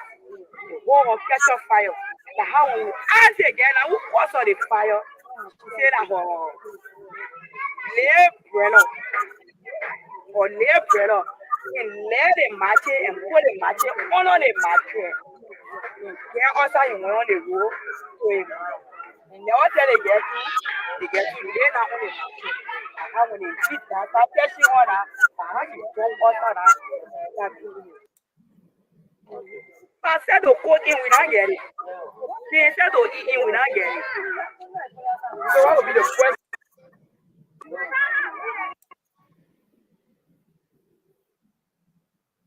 What's the question now? I want for him to find for me my children to lay head down. That's the first thing. Yes, I want for him to do for us. So what are you why you want to do for? I mean, why you who are saying now, but I go again, say around and you them a flower, what's all everything, what all everything, in the fire. So say the houses got burned yesterday. Where are you people being residing? In a church here, what the bank cover up. I face.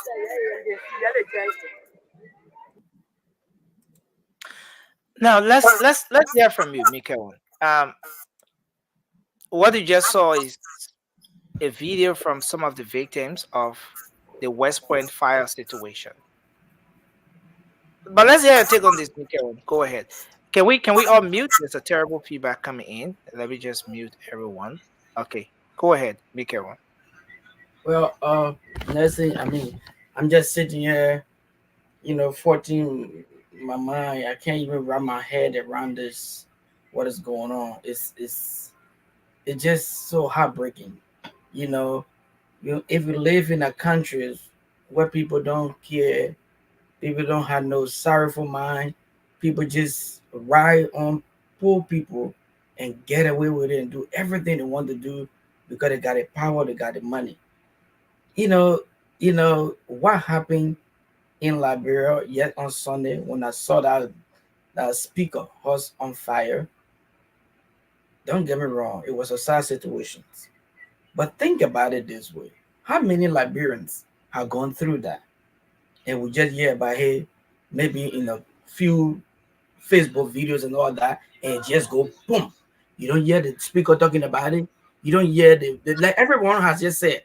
You don't hear the president, press or secretary talking about it. You don't hear no government officials mention anything about it. It's just the radio people who had their radio station all over Liberia, private, go around just bringing the news in bit and pieces and here and there. Now, this was a perfect opportunity for Liberia once again. When the fire director guy was on here the other day, I asked him, what is it you have been doing to let the public know that fire is one of the man's most dangerous enemy?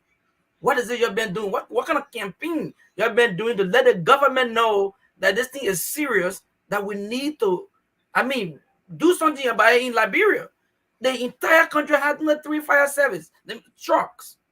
How can that be possible? And this was the time that it happened to one of the third man in command in the whole Republic of Liberia. This would have been a time for the fire issue to come to a rest or to be addressed appropriately. But the man sat there and he had nothing much to say but to do business as usual because they got money. Think about the people who just need me. Like I said, everybody I just said it. Think about those people that live in West Point right now. Did Joe Barker ever call there? Did the president ever call there? Did anybody who in the government, even the district they're in, the representative, what did he do for them? We haven't heard nothing. If he did something for them, maybe a yet to come up for other year about it. But what had they done? But guess what? Soon money. When that thing happened to that man on Sunday night, everybody was there on the weekend just to sympathize with the guy. I have to say, although what happened to him, we don't want to happen to anybody, but the way they treated him, we know he's a big man. But why would you treat him so special? And those people are dying, are losing their family, and nothing being said about this fire. Nothing the government have put on the table for people to say, listen, the government is doing something for its citizens. And these are the same people they will be going right back to in 2029 to tell them what? You vote for me while you die with enjoy? Is that a message you're getting back to them? And not just the government. Everybody who taking part in this government, from representative to the last man who in position in Liberia, what are they doing? Those people had no strength. They have money. The thing is, it's a norm in Liberia. You will see a guy living in mansions, but all around is zero. And that dude will come outside with P&D every morning, get in your car for the people to run behind him to beg him for $5, and he live proudly. How can you live like that? Why can they make Liberia as a society for those people? Why they vote for you every year and every time to go there? Why y'all can't change something? Not like happening to you guys. They no talk about it on a national level. We're sitting here, finance minister, finance ministry alone budget is $170 million for 12 months. But fire killing people all over across the country. And nobody even got the audacity to say, I will call $50 million from finance ministry. To make our fire service work. Then he even concerned about how long, that my sister was saying, he even concerned about how long the fire service truck even got there. You are lucky the truck even got there. But some people don't even see the sound. They don't even hear the sound of the truck. What kind of humane things is that? What do they see with their heart? And you're gonna come on Facebook and making Margaret out of those people? Like your horse is already back to man, that thing is beyond my imaginations. As Thank you, Mikael. Nah, that I'm not beating on him for him being house, but just the behavior or the attitude. Why you shooting the Liberian people? It just proof point beyond reasonable doubt that those guys that will vote for or give them power in the country to do what it takes for the people of Liberia and for the country of Liberia, they don't care about you. So at some point, we dissolve those people, and at least maybe we got a dictatorship in Liberia. That will work, I guess, because what the essence of them being there and the reason we put them there. I mean, we live in the consequences of it. But Mikael, don't you think people get to wrongly beat on the speaker on this particular issue? So, Mikael, let's take this into consideration, right? Yeah. You are a Liberian. Yeah. You have the right to contest and become whoever you want to be in your country. Sure. You're given the opportunity. Okay, so let's say you decide to run. Fortunately for you, you win. It's already set aside what you should make as salary and benefits. Mikael, you work 12 months a year, and maybe in 6 years' time, you are able to build a beautiful home. You're able to have some fat savings and everything. Mikael, your home got destroyed. Your home got burned because you have your savings. You have something, you put on the side, a verified savings. In about 24 hours, you put your home back together through legitimate money. So it's like Mr. Eugene Nangwe going to a restaurant, paying for his own lobster. His own lobster he buy with money that he wearing government. His own lobster. This is interesting, man. After paying for his own lobster, he take his own picture, post it on his own Facebook page, and then people beat on him. Why other people hungry in the country? Mikael, don't you think that the people beating on the speaker are trying to play the politics out of this whole situation here? Let me tell you, Nessie, in life, there are limitations to everything. You understand? And that's what the class systems in their life.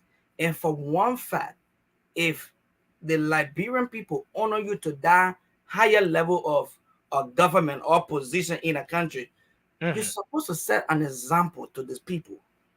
You are like a father to many people, to many generations to come. Even the one before, the one present, and the one to come. You got to live a life like example that people will see it and be like, I want to one day be like this guy in a good way, not in a humane way. But because what the speaker did, it's not a leadership. Not everybody can be a leader. He probably not a leader. They just got the opportunity to be in the position he in, and we count on him as a leader. But this was not a leader attitude. So what is a leader attitude? If you were in the case of the speaker, what would you have done? I see your hand up. We'll come to you. We'll give you a few seconds before transitioning to our next talking point. What would you have done? Your home is destroyed. The speaker said in a press conference, I'm officially homeless. And you have the financial, power or whatever to get your home back on. What would you have done, Mikael, if you were in the case of the speaker? Nessie, if you put me in that man position, what I would have done would be quite different from what he did. What would you have done? Different in what way? I'm coming there now. Number one, this would have been an opportunity. The fire service or the fire entity in Liberia that having been addressed all this time, that how people have been suffering through fire, impact and all that. It would have been a time for me to set it aside as a speaker that had those power to bring it on the table for discussions, for people to look out for the government to start Invest. No, but again, no, Michael, I will interrupt I'm you just telling you that would have been my message. That would have been my message. Even if you did that, there's a political side, there's a political spin to that whole thing. But what I'm trying to tell you, short is so again, when did you realize that this issue about fire is of concern, national emergency or whatever? Is it because you, the speaker, your home got a fire that So that would be the political spin to it as well. So how would that be different from what we're getting now with people beating on the speaker for his home? Because that's what the speaker did. It just proved to the people that I don't care about you. Whether you live or die, I'm here. I got the money. I can live any life I want to live. You, as a leader, there's certain things that you don't do. Even though you had the power to do, or you had the money, you had the privilege to do, you don't do it for the sake of the people you lead. It's just a simple fact. Okay, let's go to the Bios more. Let's go to the Bios more. Let's go to the Bios more. Right? Yeah. No, nobody should put me on this one. Really? Shelly, I know, yeah, but let's do this, right? Yeah. In the Bible. Okay. In the Bible, one of the ladies behind Jesus. One of the ladies. How many were behind him? There were 3, I think. So Mary Magdalene. So yeah, no, guys, don't quote me on that one, right? Well, why we shouldn't quote you, Nelson? No, Nelson, right? That was Mary Magdalene and other women too, but her name is famous. But he said one of the ladies. He's not sure which one. He said. Oh man, Shelly, don't try to pull my leg here. But let's do this, right? Go ahead. Let's do this. Yeah. So she bought a very expensive perfume. Very expensive perfume. Okay. She used that perfume to wash the feet of Jesus. Yes. And wipe it with her hair. Where's Maggie? Maggie say, I know about I didn't go to church. Nelson is preaching tonight. This is listen, this is serious. Yeah, She bought that expensive perfume, washed his feet, and wipe it with her hair. And Judas and the other men standing by and say, oh, but why should you use or buy such an expensive perfume when there are so many poor people out there? Poor people who cannot afford it, not even eat a cent they break. And he said to her, the poor will always be around. The poor will always be around. Now, let's come back to the situation. I just talked to Nelson, God can bless anybody. Who did that? Shelly, don't try to. Don't try to. Nelson, we should not have the woman. We just want to know now. The Bible verse. No. I just said that in passing. It was just in passing. I'm just trying to connect something to something. You did great, Nelson. Mary Magdalene, you did great. Oh, I said that from the outset. I was just trying to connect something here. Okay. But this is serious, right? Some of the folks I've listened to from the other side of the debate have made reference to that particular situation, right? A lot of people have said that, look, even in the Bible, something similar happened. You cannot have all the issues addressed before maybe a public servant go ahead and do something that he thinks is expedient or is of essence for his own comfort. Now, again, you spoke of what you would have done if you were in his case. Bring this. Still going? Yeah, you asking questions. Asking questions. Yeah, okay, but I'm coming to you quickly, Emmy. Bring this to the table, discuss it, declare a national emergency, and whatever, start the conversation from there. But, Michael, there still would have been a political spin to that, given the fact that there are lots of people out there whose situation are still not being addressed. Now, the issue with the West Pointers is still there. The people are homeless. You saw the church they're living in. Even in the case where you bring it to the table, the next question will be, when did you when did you know that people have been facing fire issues in the country when even your own colleague, a senator, was seriously hit by this same situation? I mean, what can you say to that? Nothing. The people can say, if you're not in my shoe, you don't feel my pain. You understand? So listen, the political side you're talking about, Mr. Fanati, whatever his name is, no, not whatever his name is. Mr. Speaker, Councilor.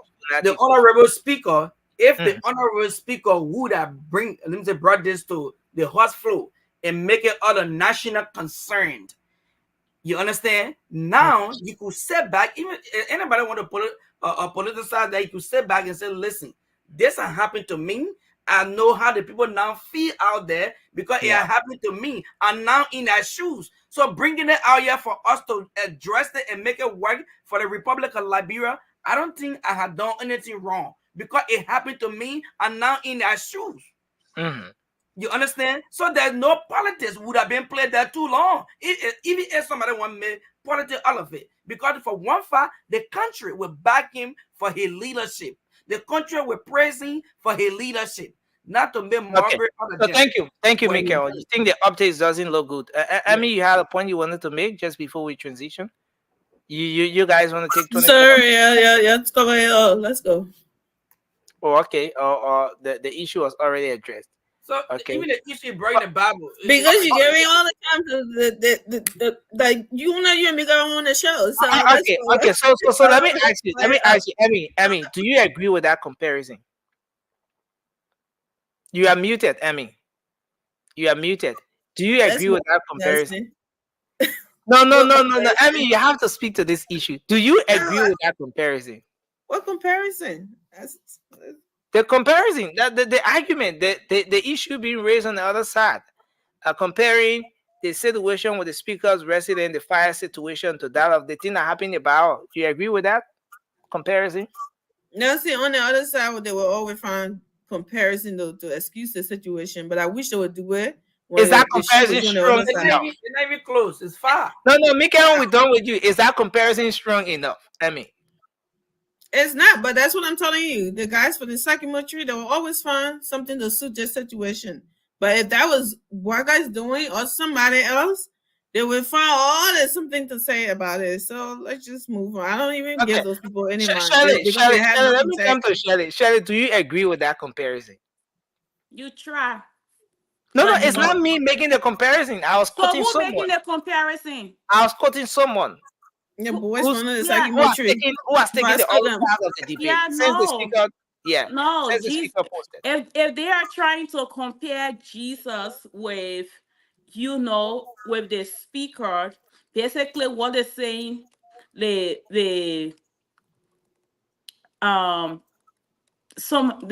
taking a spin. I don't know that comparison. Or even said, I'm trying to put it together to see why they would even compare those two.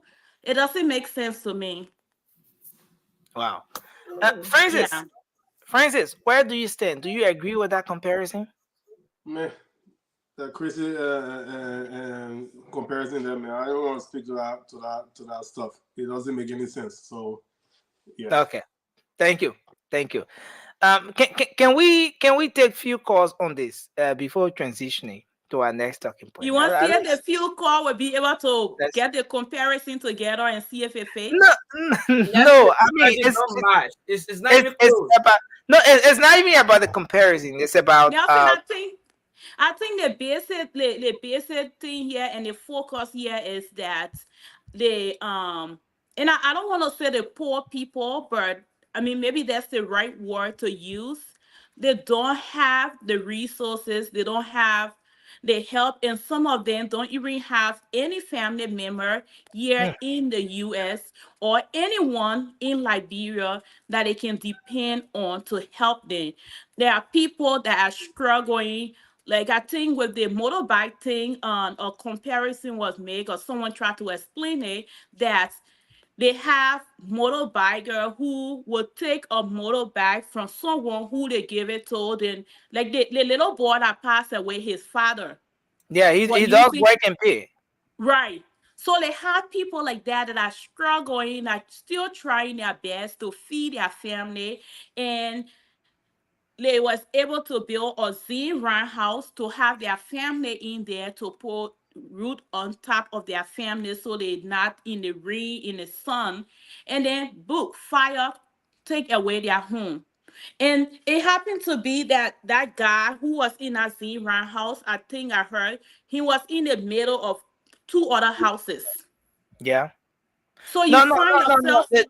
The situation with the little kid, the little child who lost his life the next day was another venue. You remember that night on the late night show here, we captured 2 fire outbreaks. Oh There were yeah, yeah. Yes, I same night. remember. Yes. We Yes, I talked to remember. the guy. We talked to the guy from the VOA area with the little child where the child got burned. And right after we spoke with that guy, there was another situation in the Old Road area where we spoke with the Liberian journalist. And so That there was were 2 breaking fire outbreaks that same night. right? Yeah. Yeah. So So, but can I we? think like to just conclude on this is the fact that our people are dying and their homes are being destroyed by fire. They don't have the resources that the speaker have or the senator or representative. None of that for them to be able to rebuild their home or move to another home that is saving or renting or put their Okay. family in hotel. They don't have that. Okay. So let's take a few calls on this, and then we will transition to our next talking point right after here. Hello, you're live. Your name and where you call from? My name is Menipagi. I'm calling from Maryland. Okay. USA. Okay. Nothing for me. I don't have problem with the speaker facing a horse even 1 hour after the fire incident. He brought himself to public, the code of public opinion. He has no right posting it. Like when I just getting what they put into power.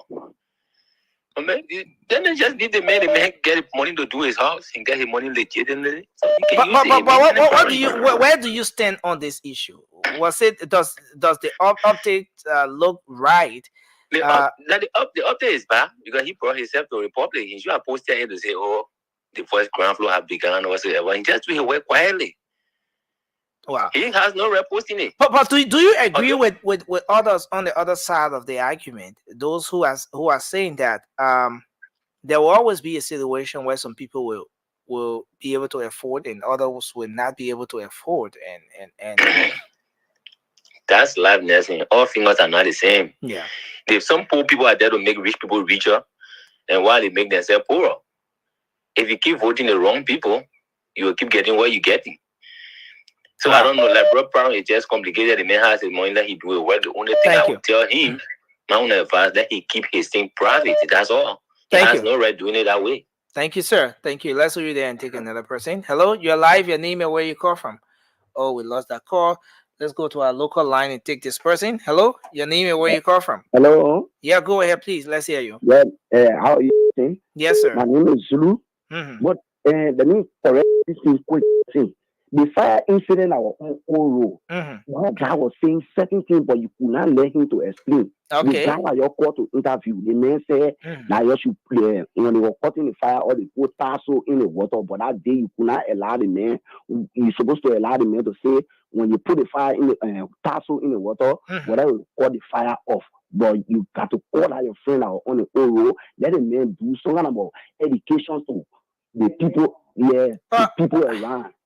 Now one of the things are there, you know, we get parable in our dialect. They say tale kuimo akezi wabi.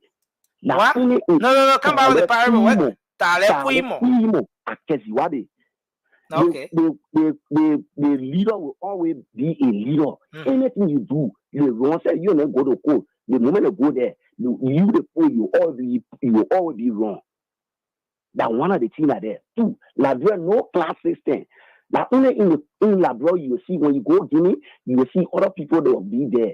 When they build their horses, you will see the Guinea man when that money man, you will put water outside for poor people to benefit from him. But in Labrador, go there, you see German shopper, they will be having water in their fence. They will not be nobody will come around. Thank you, my brother. Thank you. In Guinea, you say in Guinea, the rich man when he pay us, he can pour water outside for the poor people to benefit. In Liberia, the rich man can put German Shepherd to the gate. Be aware of bad dogs.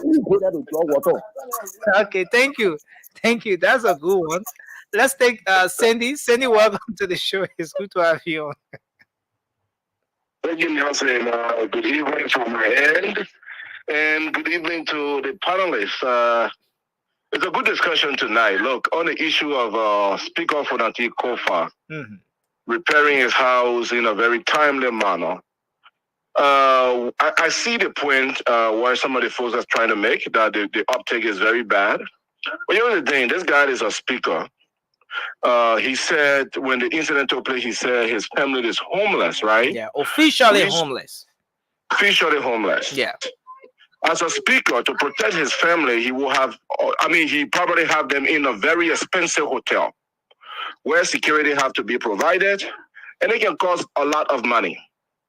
Do you rather have this guy keep a family in such luxury hotel where you have to spend that money, or will you rather him spend that money to repair a portion of the house that is not severely damaged? When we look at the videos and pictures from that house, we can tell that the downstairs wasn't really damaged. Most of the damages were done upstairs on the top floor.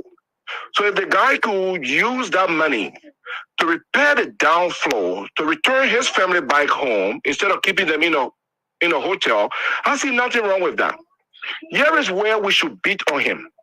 Now that he himself has experienced this disaster that has affected the Liberian people, been affecting our people, killing Liberians over the last few months, what will he now do to change the situation? That's where the focus should be. The speaker himself has a luxury budget, a very high budget. The House has a high budget, the Senate has a high budget. Can we beat on the speaker now, ask him to redirect some of that money to the fire service department? I think that's what every Liberian wants, right? Let them equip the fire service department. Get them more fire trucks. Get them the right uniforms. Enable them to do the work effectively and efficiently. But a bit on a man say, why spend your own money to repair your house, to bring your family home? For me, that was, not a debate. I think the debate should be really centered around beating on him to equip the fire service department so that they can protect the Liberian people. Thank you, Sandy. There are lots of disagreements here with you. I think Sandy got the debate wrong. Let's take more calls. Sandy, get to your phone again and listen carefully. So let's take this person. Hello, you're live. Your name and where you call from. Go ahead, you're live. Good morning, Nation, and good morning to the people on the set. Yes, sir. All right, my name is Josiah Sumo Fume from around the corner. Josiah, go ahead, sir. Let's hear you. Nation, like you regularly stated, like Jesus mentioned, the poor, all be the poor, the rich, all be the rich. For some of us, we are not saying Speaker Kofa does not have the right to renovate. But you know, in split seconds, this is happening. We all understand. Pray tell me, let you put that he's doing now, like the person at zero has burned. Like even thinking where to even get the first stick to put it on. How can he reconcile that? So you know the burden of being homeless, how it takes. But in split seconds, he started renovating and he publishing it. It's like even just making mockery for the ordinary people. Thank you. Thank you. Mockery for we the ordinary people. Thank you. Thank you. No, we're not saying about, but the timeline of it, even publishing it. Like Wait. Let me ask you this question. How long do you think it should have taken for the speaker to renovate his house following the disaster? No. I mean that time frame that would have been sufficient enough to calm the situation, to not get this kind of public outcry, this outburst. You know, how long do you think it should have taken? Nothing. Even we are even say 1 more 2 weeks or what have you, at least people will say, yeah. Hashim, just hold on, we'll bring you. 10 seconds. Pray tell me. Then you compare that with the ordinary man. Allow me to get the first thing. Thank you. Thank I you. know. Let's hold you there and bring Hashim So on. it's Hashim. just us quickly messing our leaders. Mhm. Many of them make cares for themselves. Okay. They just pretend Okay. to us. Thank you. Thank you. Thank you. Hashim, go ahead. You're live on the WhatsApp Yeah, line. I'm not mad at the speaker, but it's just that just a migrate all the old people, the people that don't have money, their horses born and they don't even say hard place to sleep. If you doing something like that, just do it quietly instead of you putting it on Facebook, making migrate out of the But Liberian people. Hashim, someone may be asking as to why should the speaker do this thing quietly when he's not spending illegal money?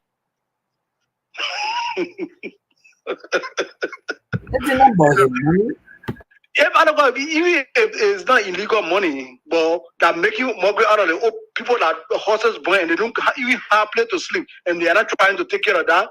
He go quickly because it was his house, so he had money to do what he's supposed to do. But it's not a good thing for the country. Thank you.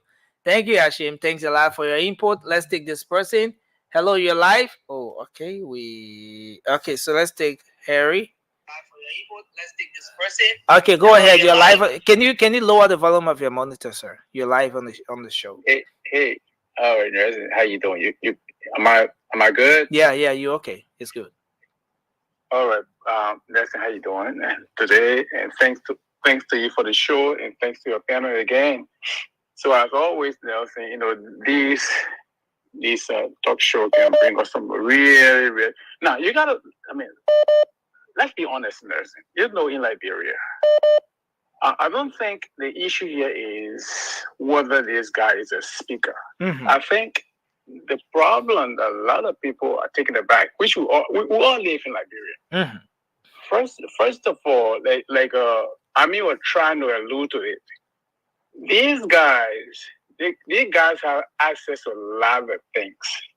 Besides the physical cash that they may be saving, which I know they don't have that much physical cash, but what they do have is the access to people like the so-called business, the Lebanese. Most of the houses they build over there, they don't spend money on the houses. Mm-hmm. Those Lebanese guys provide those building materials free of charge. Have you ever come to realize what tax write-off in Liberia? Now, if those guys were paying taxes to the government, you'll be having a lot of tax revenue. But you know what they don't pay? Because they buy the country. They bring the goods in the country free because you can go to anyone Capitol Hill and transaction is free. So what they do? You know, I thought my sister called me yesterday and said, "Oh, you hear about the speaker house burn?" I said, "Come on. Don't worry about it. Tomorrow the house will be built right back." I told her just like that. I said, "Give me for another tomorrow." Why? Did you see those group of guys around the place? They had some Lebanese guys all hanging over the place. And building materials were coming in immediately after everybody left. Okay. The police. Why they won't support the police? You only got the guys hanging around the headquarters because all of the guys got police guarding them in the houses. They got security, so they don't care about this kind of public institution to spend the money on them. Okay. That is why we will remain like this forever and ever. Okay. So no amen to that one. Thank you. But that's the fact. Until we are aggressive in Liberia, this country remains like this for good. I love my country, but we have to face the fact. Thank you, sir. Thank you. We stay waiting for that government that will come and put proper stuff in the. We're not going to remain like that forever. Thank you. We rebuke that in Jesus' name. Yes, we're not. Thank you. Guys, kindly mute on set. Thank you, sir. Thank you. Let's take this call. Hello. You're live. Okay, so let's take this person. Your name and where you call from. Hello. Hello, can you hear me? You are live on the WhatsApp line. Yeah, sorry. Yeah, sorry. Please go ahead quickly. Let's hear you. Thank you. Let me say good evening to you and to all of the panelists. Mm-hmm. You know, the issue about the speaker, I think Sandy guys something missing. He didn't grab the basic. So you call for Cindy or you call to make your own input? Call to make clarity and make my own opinion as well. Okay. Go ahead. It is it is put upon us as listeners, but some clarity are not made, or some people misconstrue panelists. We can make clarity. So to the issue, Sunny, you did not understand what the brother said. No, you did not. What? Hello? You say, you mean he did not understand? Hello?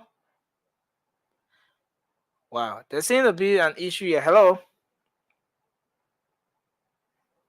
Sorry, are you here?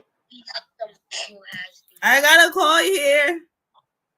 Okay, please squeeze in the call you have from Instead there. of putting it through and they're not getting you, so go ahead, Teray. He's listening. Hey Nelson, what's up? Yeah, Toure, it's good to have you on. Yes, look, so at the end of the day, Nelson, nobody's saying the Fernando Kova don't have, the right to rebuild his home. Obviously, I mean, the man got to do that. He got to return his family back. That makes sense, and I think that's acceptable. But what is not acceptable is their mute, right? I think there were a lot of people getting that frustration.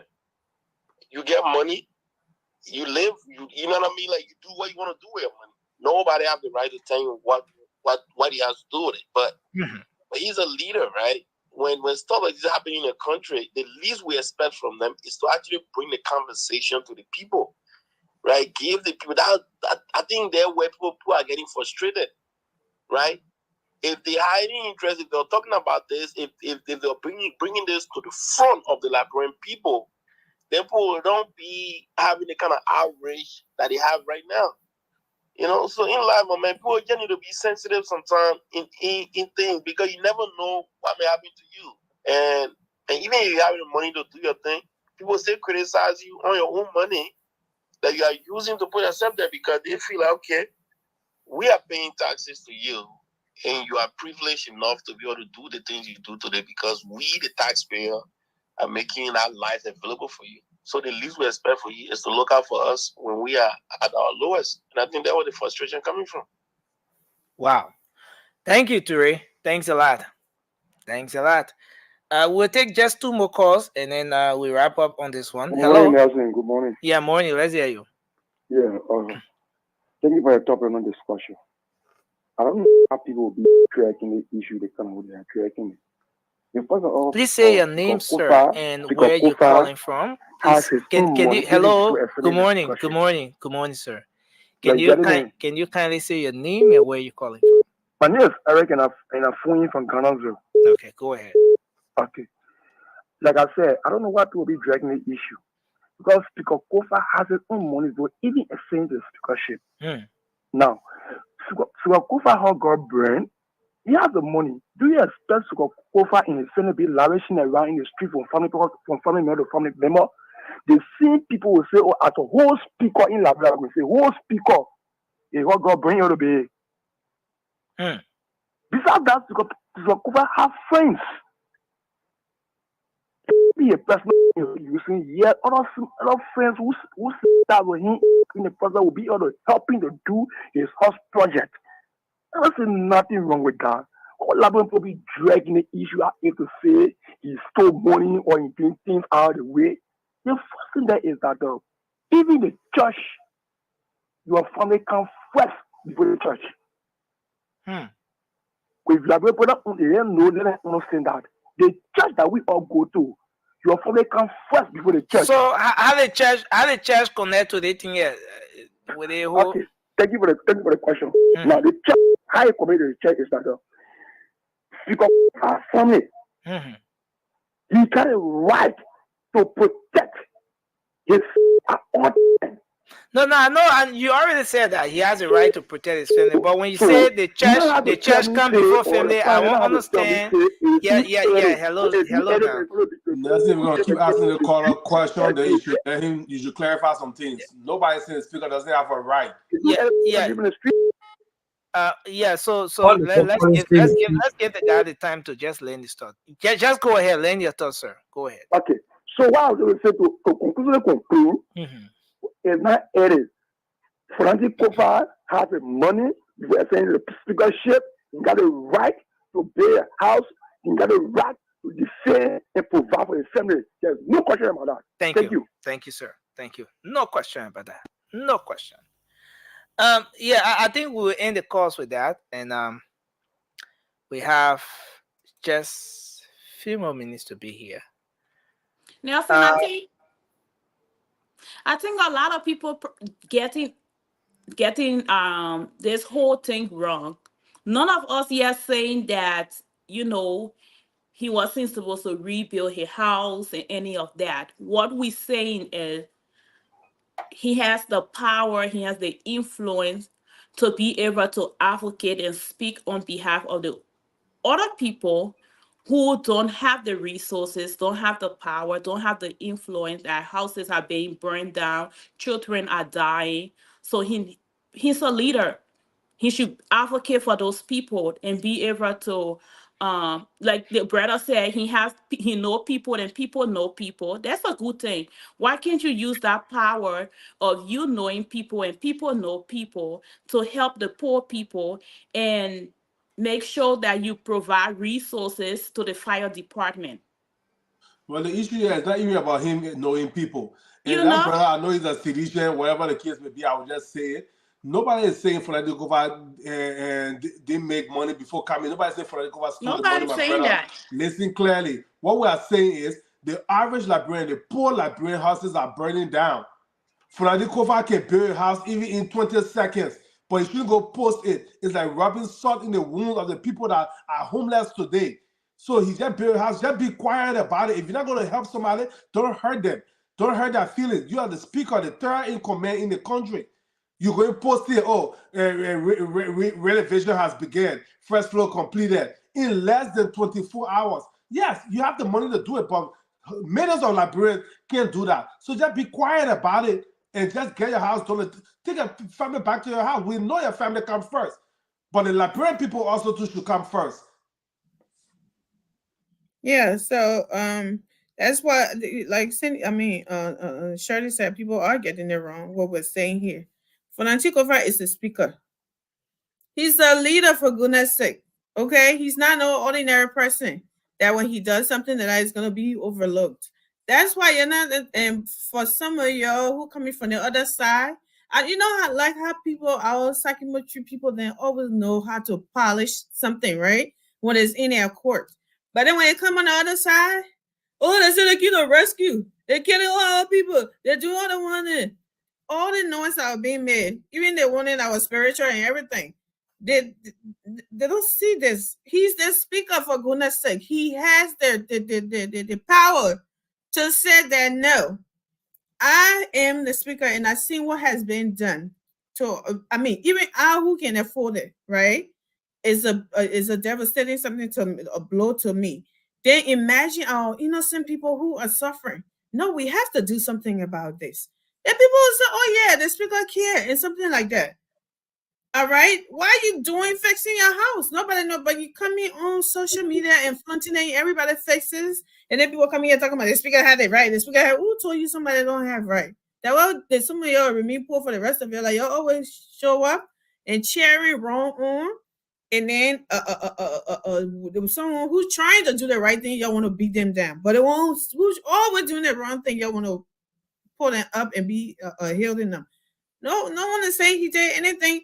He shouldn't rebuild his house. No.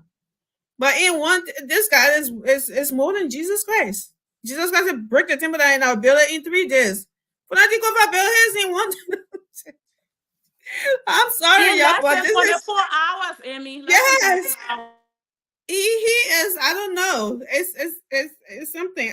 I like him. I don't have nothing to bad to say. I'm just saying that the optic of it, he shouldn't have done it to go posting about it on social media and something, and people would come and defend it. The one like, oh, why I come with friend and be making fake newspaper then overnight. The other person, you be this and they kill this, that. It's disgusting how people have gotten so polarized that the politics have got taken over Liberian people. That they flooded them, that decision making process. They don't even have something to say. Everything they want or something in it. Even JMB going to his house, calling him, he's the speaker. Of course, he's supposed to call him. Of course, he's supposed to be concerned about him. But after you went there, that right after that, you're supposed to have a press conference to acknowledge every other fire victims that been something. You can't just show solidarity to the speaker and ignore everybody else. That's not right. You can't do that. So it's like it's only the elites. That's So what it means that you're beating not just on the speaker but even the president. Yes, everybody gets some whoop. They get some whooping. It's not just one person. It's all of them. They all get some whooping.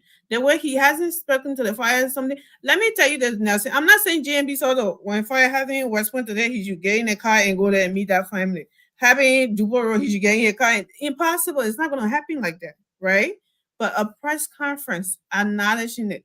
Fanatic Kofa is the speaker. He closer to him. He would kudos to that. I don't have a problem with that. But the uptake on that too is not right. It's like you want to care about the speaker, you want to show concern about the speaker who can afford all of this to do this back in one day. And if innocent people who can afford this, who did not bring this upon themselves, you're the president, show some concern by giving them some words of encouragement. That's what we're saying. Thank you, Emmy. We're about to wrap up now, but just before doing that, I believe most of you must have seen this particular image, the photo of this young Liberian lady. So the information is that she was attacked by some unknown men in the middle of the night on her way from work. And those guys demanded her bag. The incident occurred at the Bartonsville Junction. And most of you know that place. I'm not sure as to whether Francis still remembers Bartonsville Junction. But so the story, she was attacked by some unknown men at the Bartonsville Junction at about 11 p.m. on her way from work. The lady, her name is Amanda Nimbo, and those guys demanded her bag. They tried taking away her bag, but since she has some security background, and so she put up resistance. So they are demanding her bag, and she said, "No, why should I give him a bag?" And from one thing to another, the guys resorted to stabbing her. They stabbed her multiple times. And when folks rushed in to intervene before taking her to the hospital, while taking her to the hospital, she died on arrival. And so this incident occurred on the 13th of February. Today is the 17th. About 4 days after the incident, the police said they've made some arrests. They've arrested some of those in connection with the death of Amanda Nimbo. And those suspects that they've arrested have agreed to give them names of some of those individuals connected to the incident. And so the police IG today said that they are taking this seriously. And in fact, based on this, he restated that the Liberian National Police under his watch is going to go after even the previous cases that were maybe investigated to some extent. They're going to open those files. They're going to reopen those other cases and go into investigations, bringing perpetrators of acts committed not just under this administration, but under the previous administration. Now, let's talk about this whole security thing a bit. The fact that someone is on their way from work. And I know when this issue came up, a lot of people were concerned. 11 p.m. 11 p.m. Why was a lady out at 11 p.m.? But the thing is, nobody should be restricted where to go, stuff like that. Everyone should have, in fact, even the constitution of the country provides freedom of movement. It's the right of every citizen of this country to go about, do what they want to do freely. But again, that particular place, the Bartonsdale Junction, is an area that is being dominated by disadvantaged youth. In a simple Liberian way, we call it Zogo. The people, the young men and women who have taken on to the use of illicit drugs, narcotic substances, they flood that place. So many entertainment centers along that area where there are but just few police officers during the nighttime, the place is vulnerable. So it becomes a case where the disadvantaged youth, they become more in charge of the streets during the nighttime. Yes, this has been an age-old challenge. Under the previous administration, the police would say that they were challenged, and I have seen that on numerous occasions.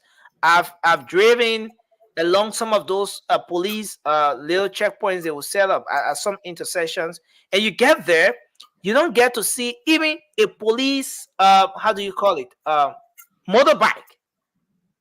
Not a single motorbike. Least to talk about a vehicle, so that just in case there was some crime, the police officer will go after those people.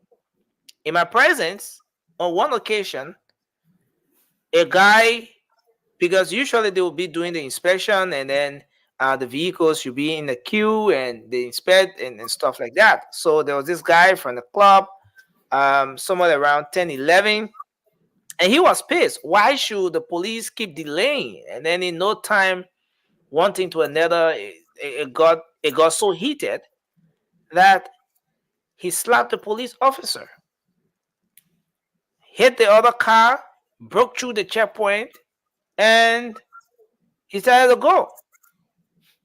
And I would tell you that what I witnessed that night was just beyond my imagination. The police that should provide security did not have a single motorbike to go after that individual. At the end of the day, the motorcyclists who were standing by, who watched how terrible the situation was, who were in sympathy with the police officer for the way that guy slapped him, it was those motorcyclists who ran after that vehicle.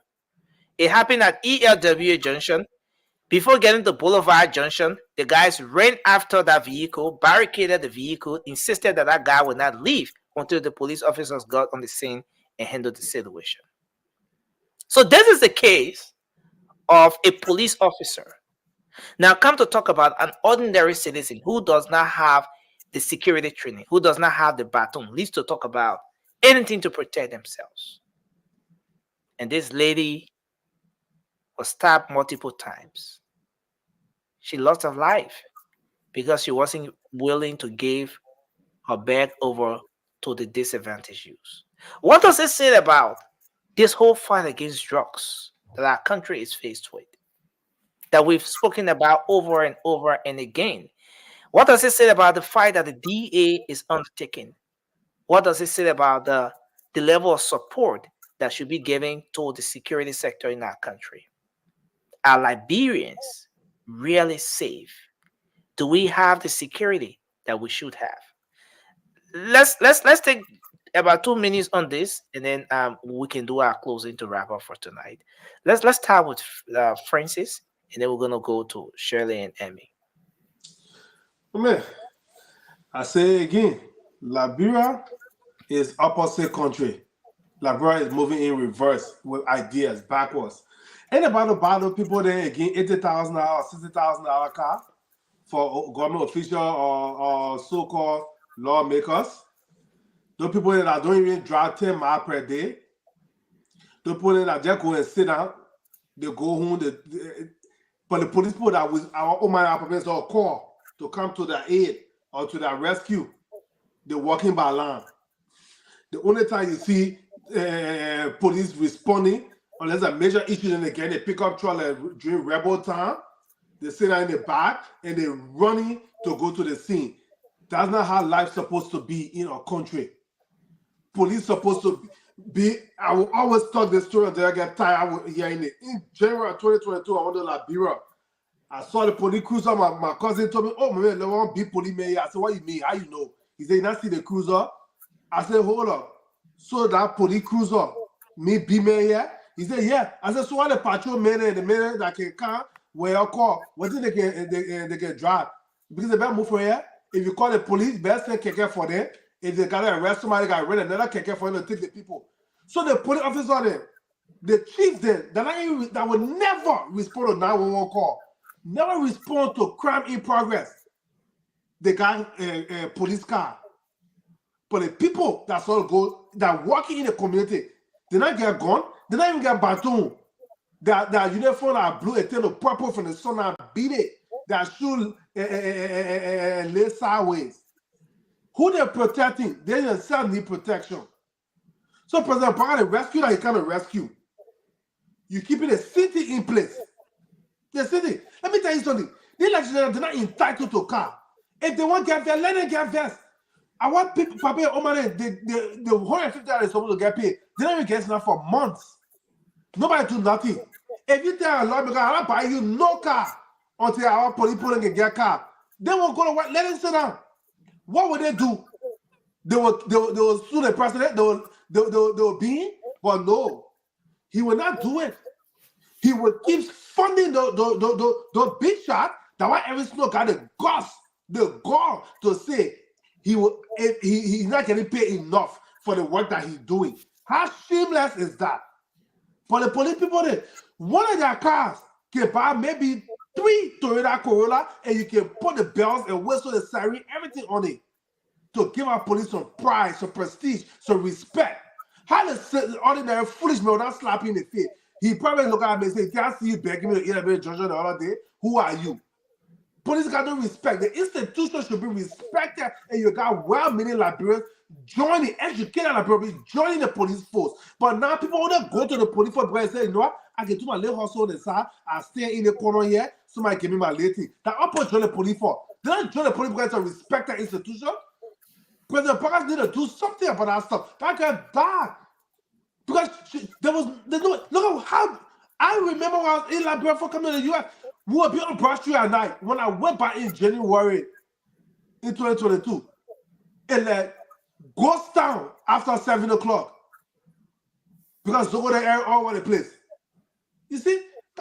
20 seconds. It's sickening, bro. It's sickening. Thank you. Let's hear you, Shirley. Let's hear your take on this issue. Nelson, it's really sad, and I don't know, I'm getting emotional, but it's really sad, and I think I kind of agree with Francis that our country is going backward, and I hope and pray that our president can focus on the things that are important to our people. Safety first for our people. You know, our people that are dying. If it's not fire killing somebody, is, you know, the so-called killing them because they need something, want to take her bag from her. And even if that lady have a phone where she can call the police, I mean, there is no number. Like, how do you call the police in case of emergency like that? You're not going to get anybody to come to your rescue. You know, every little child, and I know people like, "Oh, you're in America, you'll talk." But our focus is we don't want to stay in America and be talking. We want to be able to take our children back to Liberia. And the only reason why we have to cut our sleep and come here and sacrifice to talk things that are happening in Liberia, to make sure that we are speaking to our president, speaking to the lawmaker, that there should be changes in our country, is because we cared about Liberia. We cared about our people. It's about time that we focus on our people. Because if it's somebody who is in the government that traveling in the night, or their loved one is traveling in the night, I'm sure they have security. I'm sure they have a car. They will not even be walking like that lady walking from work.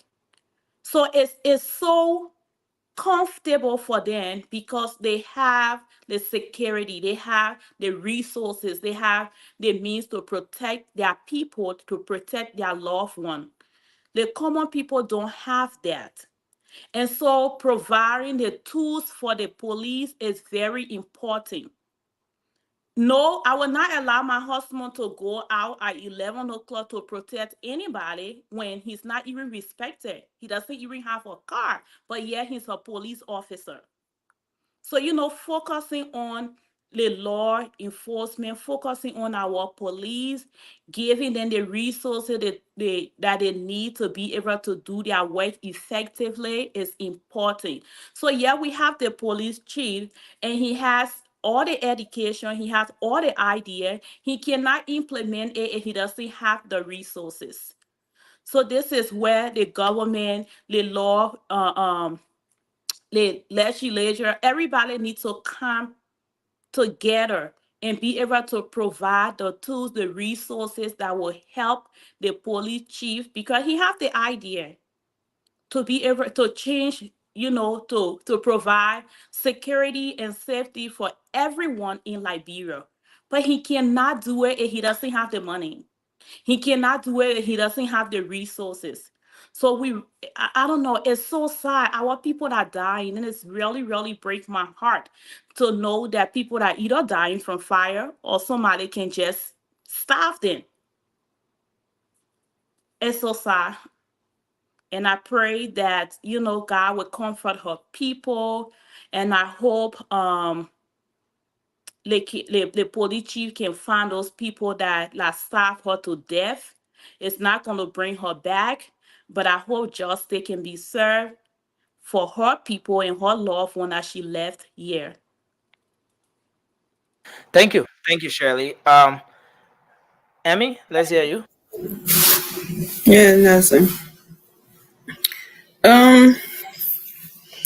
It's sad, but Nelson, security is very important, right? We can have all the skyscrapers. We can have all the development. If there is no security, it's useless, right? And this thing about electricity that we see to be so common. I mean, your connection is not good. Your audio is coming in distorted. I don't know as to whether it's from my end.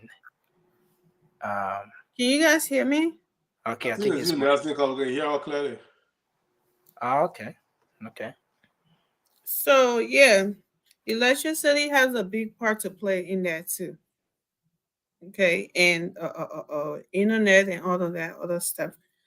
So you just explained a story about a policeman. This is where our police here, right? I know people always say we make a example because we all look at America. Everything we want to be. Everybody want to do what Americans are doing, right? But they just don't want to go through the process. They just want it to happen overnight, and it doesn't work like that. Here, when you hear police, it's like you telling someone the boogeyman is coming. It's not because they got something that they would do something to you that, or some, I don't even know how to explain it. It's because the respect they have for their police. No one is telling that police, oh man, let me give you $100, man, you let it go, or let me do this, or let me do that. The police are coming. The cars themselves for one pull over. The cars you will see around you will think you they found what his name, Osama bin Laden. If you were still alive, you think they found him in your house just for them to pull you over. So it's sad that you're saying that our police don't even have the logistics. This is what people, and we as a citizen and people in the country, we don't, that, you know, it's sad that the people didn't know any of these things. They were just thinking that the police people aren't doing their jobs. They just want to be, you know, they just want to be useless and just be bribing, taking bribery in the street, taking money and stuff. But I understand it on that level. If the person has a family at home and they are not being taken care of at their jobs, they will do anything to live, to take care of their family. A policeman, for instance, said after the sun be blue, it turned to purple. Rain, you can't even get like regular citizens slapping you. Can you imagine that? That's an assault on a police officer. Do you know what kind of crime that with that carry in America? You stupid to do that? They don't have no respect for the police because of the way that the police are being treated. You think, like everybody have already said, if the government equip the police, give them the proper gear, pay them lump sum it, and say any bribery, just the hearing of it, you're done. You're fired. Instead, example on 2 or 3 person, equip them. Lawmakers and something getting driving $80,000 car when police don't even have bikes. I don't know how much the bike in Liberia called. Sold for. They don't even have that. What kind of country is that? You care more about the representative, the senators, the lawmakers, than you care about the safety of your people. It's frustrating. And these are the same people you go to every 6 years for them to elect you. But what happened to them after the election? You don't care. You don't have to tell us that you don't care. Your action shows that you don't care. Because of the places of fire, police department, drug enforcement agency. Those are the places the money is supposed to be going. To show the people that you care about their safety. The country can be hard all you want. During the 90s, when I was little, when I was in Liberia, Broad Street, plus then I was living Benson Street. Broad Street, Karen Street, whatever, 1, 2 in the morning. People are everywhere. And those were considered war days, right? And today is a peaceful day. You get in Francis talking about even 7 o'clock, the whole place is a ghost town. For goodness sake, somebody asked, "Oh, why was a lady out at 11 o'clock?" They're just getting started. It's so important. Like 11 is not late for a grown woman. It's not like it was a 12-year-old child walking, or a 10-year-old child in the street. No. So that shouldn't even be the question. It shouldn't even be a question in those places when they need to have heavy police presence in kind of areas that you see Zogos have taken over. Heavy police presence at night, everywhere, with patrol cars, bikes, in everywhere that they can go. They need to have all those things to stop these things from happening. Our police are not cared for. But during campaign time, we can have 150 pickup trucks and bikes to bribe people to vote. That is disgusting, and we hope this rescue team that people say, "Oh, rescue, we should support." I mean, how much can the innocent citizen do? We can help raise money, but we can't raise more than $2 million. We can raise more than $1 million to keep supporting every entity. They want why the government there. We can only help with a little miscellaneous thing, and not the big thing like that, like cars and why don't the police have guns anyways to protect themselves? These are police. Some of the police officers have guns, but not all of them. You know, some of them are. Which one, the boss man there? Some of them are equipped. That's what I can say to that. But again, it's been a great show. It's been a great show. It's been a great show. Amy, you want to take 10 seconds quickly? Don't cut me off like that. These are some of the things like the story you explained. I was saying when a policeman approach a citizen and then things go wrong and they come out of that policeman and they're killing that person or something bad happening. Oh, they're killing our people. They're doing that. You see, these are some of the problems. people, I don't see any police person would just go and something an innocent person, but that man could have been, his temper could have rose and something happened and he had something and he killed that man. Well, it would be like what, self-defense. So our people, I don't know if that guy was drunk that night or whatever, but the disrespect to police in our country has got to stop. Seriously. Thank you, Emmy. I think it's been a great show. And I want to say thanks to everyone out there for being here. Francis, we all did our closing, right? No, you said we're going to close after the Okay. Okay, Emmy did our closing already, but we'll come to you. I don't know what you see on me today. So my is going to be starting this man. I'm not going to be anything. We'll come to Francis to do his closing just in 1 minute. Amy wanna do our closing again. Yeah. Even that was she'll close last. But anyway, guys, it's good to be here again tonight. Just break my heart again to find out honestly that kid that got burned the other night passed away. You know, it really break. I'm really. Are you just hearing it? I'm just hearing about it. You know. And I will speak with you, Nelson. I'll probably have an announcement to make tomorrow, but I'll speak with you off air tomorrow morning. But you know, Liberian people, I don't know how to put it. We need to get out of campaign mode. If your party lose election, Liberia should be our prize, our goal. The development, the betterment of Liberia should be our primary concern. Not to suck it to each other. My side win, your side lose. No woman yet. Because we continue to suck it to each other, only the politicians are winning. Only they're winning.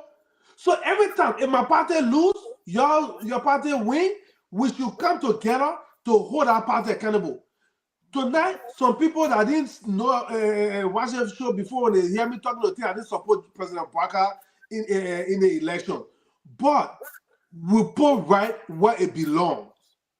So we all need to sit down together as Liberians and hold President Baka accountable so that when he does the right thing, we all will benefit, the country will benefit. But we keep going back and forth playing politics with everything. Every single thing we want to play politics with it. Only the politician will win. Freddy Kofa get legal money, you not steal it, to build his house right away. Our people in West Point, Oro, VOA, everything, they got nothing. Some of the people probably voted for Justin Parker. Some of them probably voted for Freddy Kofa and George Weah. But who cares right now about which party they are from? All we know, Freddy Kofa can build a house back in less than 24 hours, and the president can go visit him. But the president cannot say anything to comfort the people that have been losing their houses in fire since he took over the government. You see what happened? If we don't band together and we keep talking about, I was sucking to you, my party win, we should all be together and looking at the government. Let policy once 2029 coming, we will go our separate way again. But for now, let's be one people and hold the government accountable. Thank you. Thank you, Francis. Shirley? So I want to do my closing. I think it was a beautiful show. I came to church late, but I'm glad I was part of the praise and worship and preaching. But no, just kidding. Blessed to be in the earth. But I want to say thank you to my two beautiful sisters, Dr. Jeffrey and Dr. Roberts. They came here and, just advocating for Jessica. And I hope they can advocate for a lot of other people in Liberia that need that help. And I pray that we Liberian can just get out of our little box of, having the mindset that it is not me because it's not happening to you, so it's okay until it show up at your door before it's important.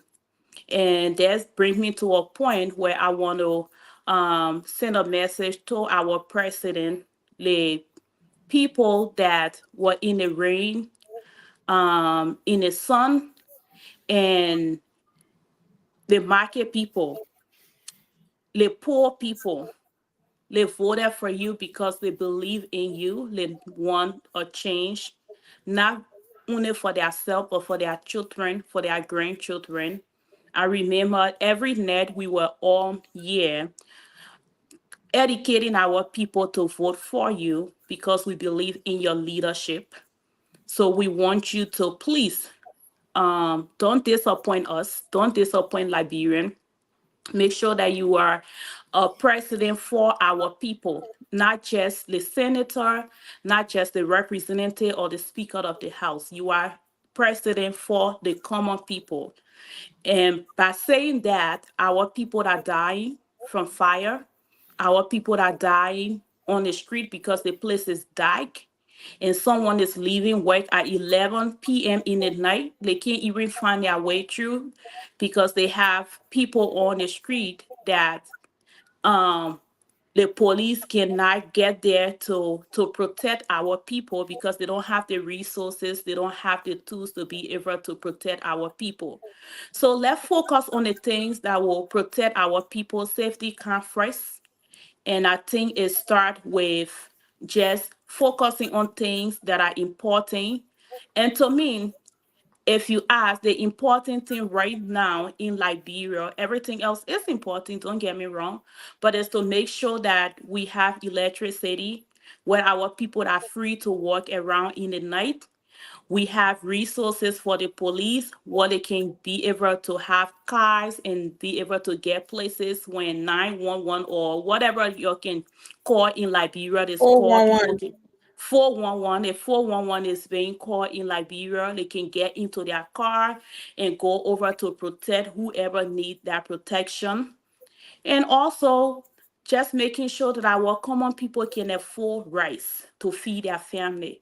So, Mr. President, please focus on those things and be your president for our people because our people voted for you. Thank you. Thank you. Well, thank you, Shirley. I mean, I think you did your closing, right? You want to Don't close start for on Emilio. Okay, Yeah. Emily, so you can take your time now to do your closing. So the So speaker thank you. actually just to let this out, the speaker actually took down the post. The speaker has taken down that particular post. And I believe that he regrets making such a post. I do too. That's why he has taken down the post. But like a lot of people say when immediately when he posted, in no time there were over 100 shares on that particular post. So a lot of people did a screenshot post and Yeah. everything. So it's like something it's What already you posted is out. yeah. But Yeah, yeah. nothing. I don't think he meant any harm myself. I just thought that he thought that was the right thing to do to keep the public, I don't know what that. Oh Keep yeah, I'm updating doing the okay. public about the situation. Yeah, but no, that was it wasn't right. So I'm glad he took it down, even though it's gone. But yeah, thanks to Dr. Jeffries and Roberts for coming through for Jessica. I get so excited when I see stuff like this, Nelson, because we Liberians, we always got this stigma behind us. Like Liberian people don't stick together, Liberian people don't care, but Liberian people always on social media bringing each other down and blah blah blah. Which most of it is true, but at least we still got some people behind the scene with all the negative cloud. They're coming out and doing their best. And when I see that, I get so excited and I give them that flower while they're alive. Kudos. Thank you. And we all pray that the outcome that we are looking for, we have it tomorrow, right? Tomorrow's the ruling. And yes, we pray with Mantas in prayer with this lady that lost her life, and I pray, and we, like everyone has already said, Mr. President, we hope that you're watching. I know right now you're sleeping, but whenever any one of your aide gets to watch us or anybody on the spoon and all of that, this is the time that we all come together, like Dr.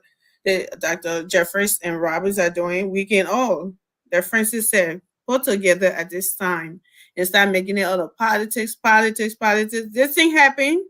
Trust me, the people from under the Psyche Ministry making other politics. Oh, United Party people kill citizens. It's sickening. Like using someone's life to play politics.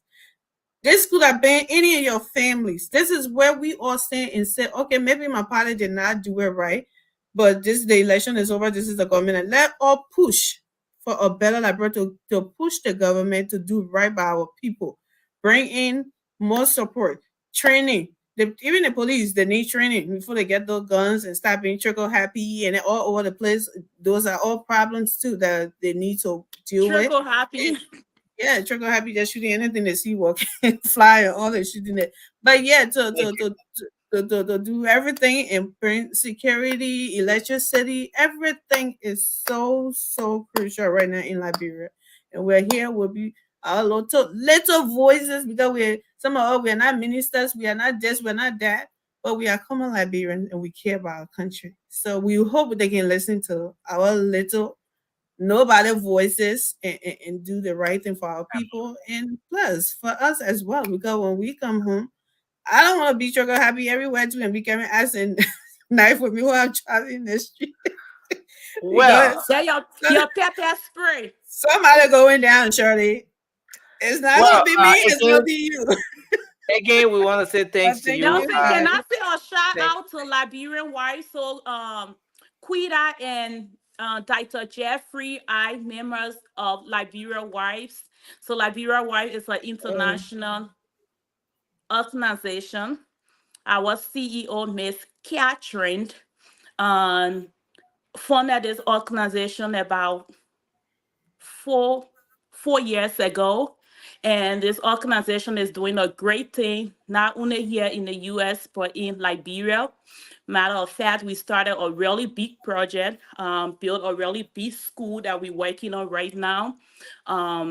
So there's just a lot of things that the organization is doing. And those two beautiful, brilliant ladies that was on here today, I member of that organization. Matter of fact, Quita, which is Dr. Robert, is the president of Liberian Wives. Wow. Awesome. My sister is a part of that. That's a great one. Anyways. And Emmy is going to join the organization as well. Yeah, I need to join, and I serve as the national treasurer for that organization. Oh, you keeping the money, eh? Oh, okay. I've been keeping that money. I need some reason.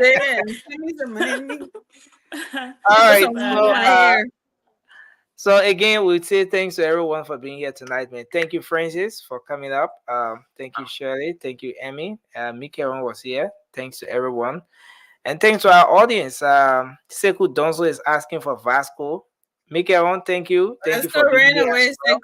Mikael, you can't be doing that. The show is going on. You went. No. But you brought him on. Don't look at that. Mikael is not doing Don't pay Nelson no mind. He playing politics. Let Mikael pray for us. We going. The way Nelson was quoting the Bible today, he bring you on so you can pray for us. Just pray for us. Mikael is not even praying. That may not open your microphone. They may just exactly. I can pray. I can pray. I have like 44 to say. That's what I'm sorry. We want dilute the prayer. We want dilute the prayer. I quoted the Bible voice. Now, see, you didn't get no Bible voice. Well, that thing come from John chapter 12, but you didn't get no Bible voice. Yeah, but all the time, all the preaching, the president and the senator can do, they can quote Bible voice and that. Not all the time.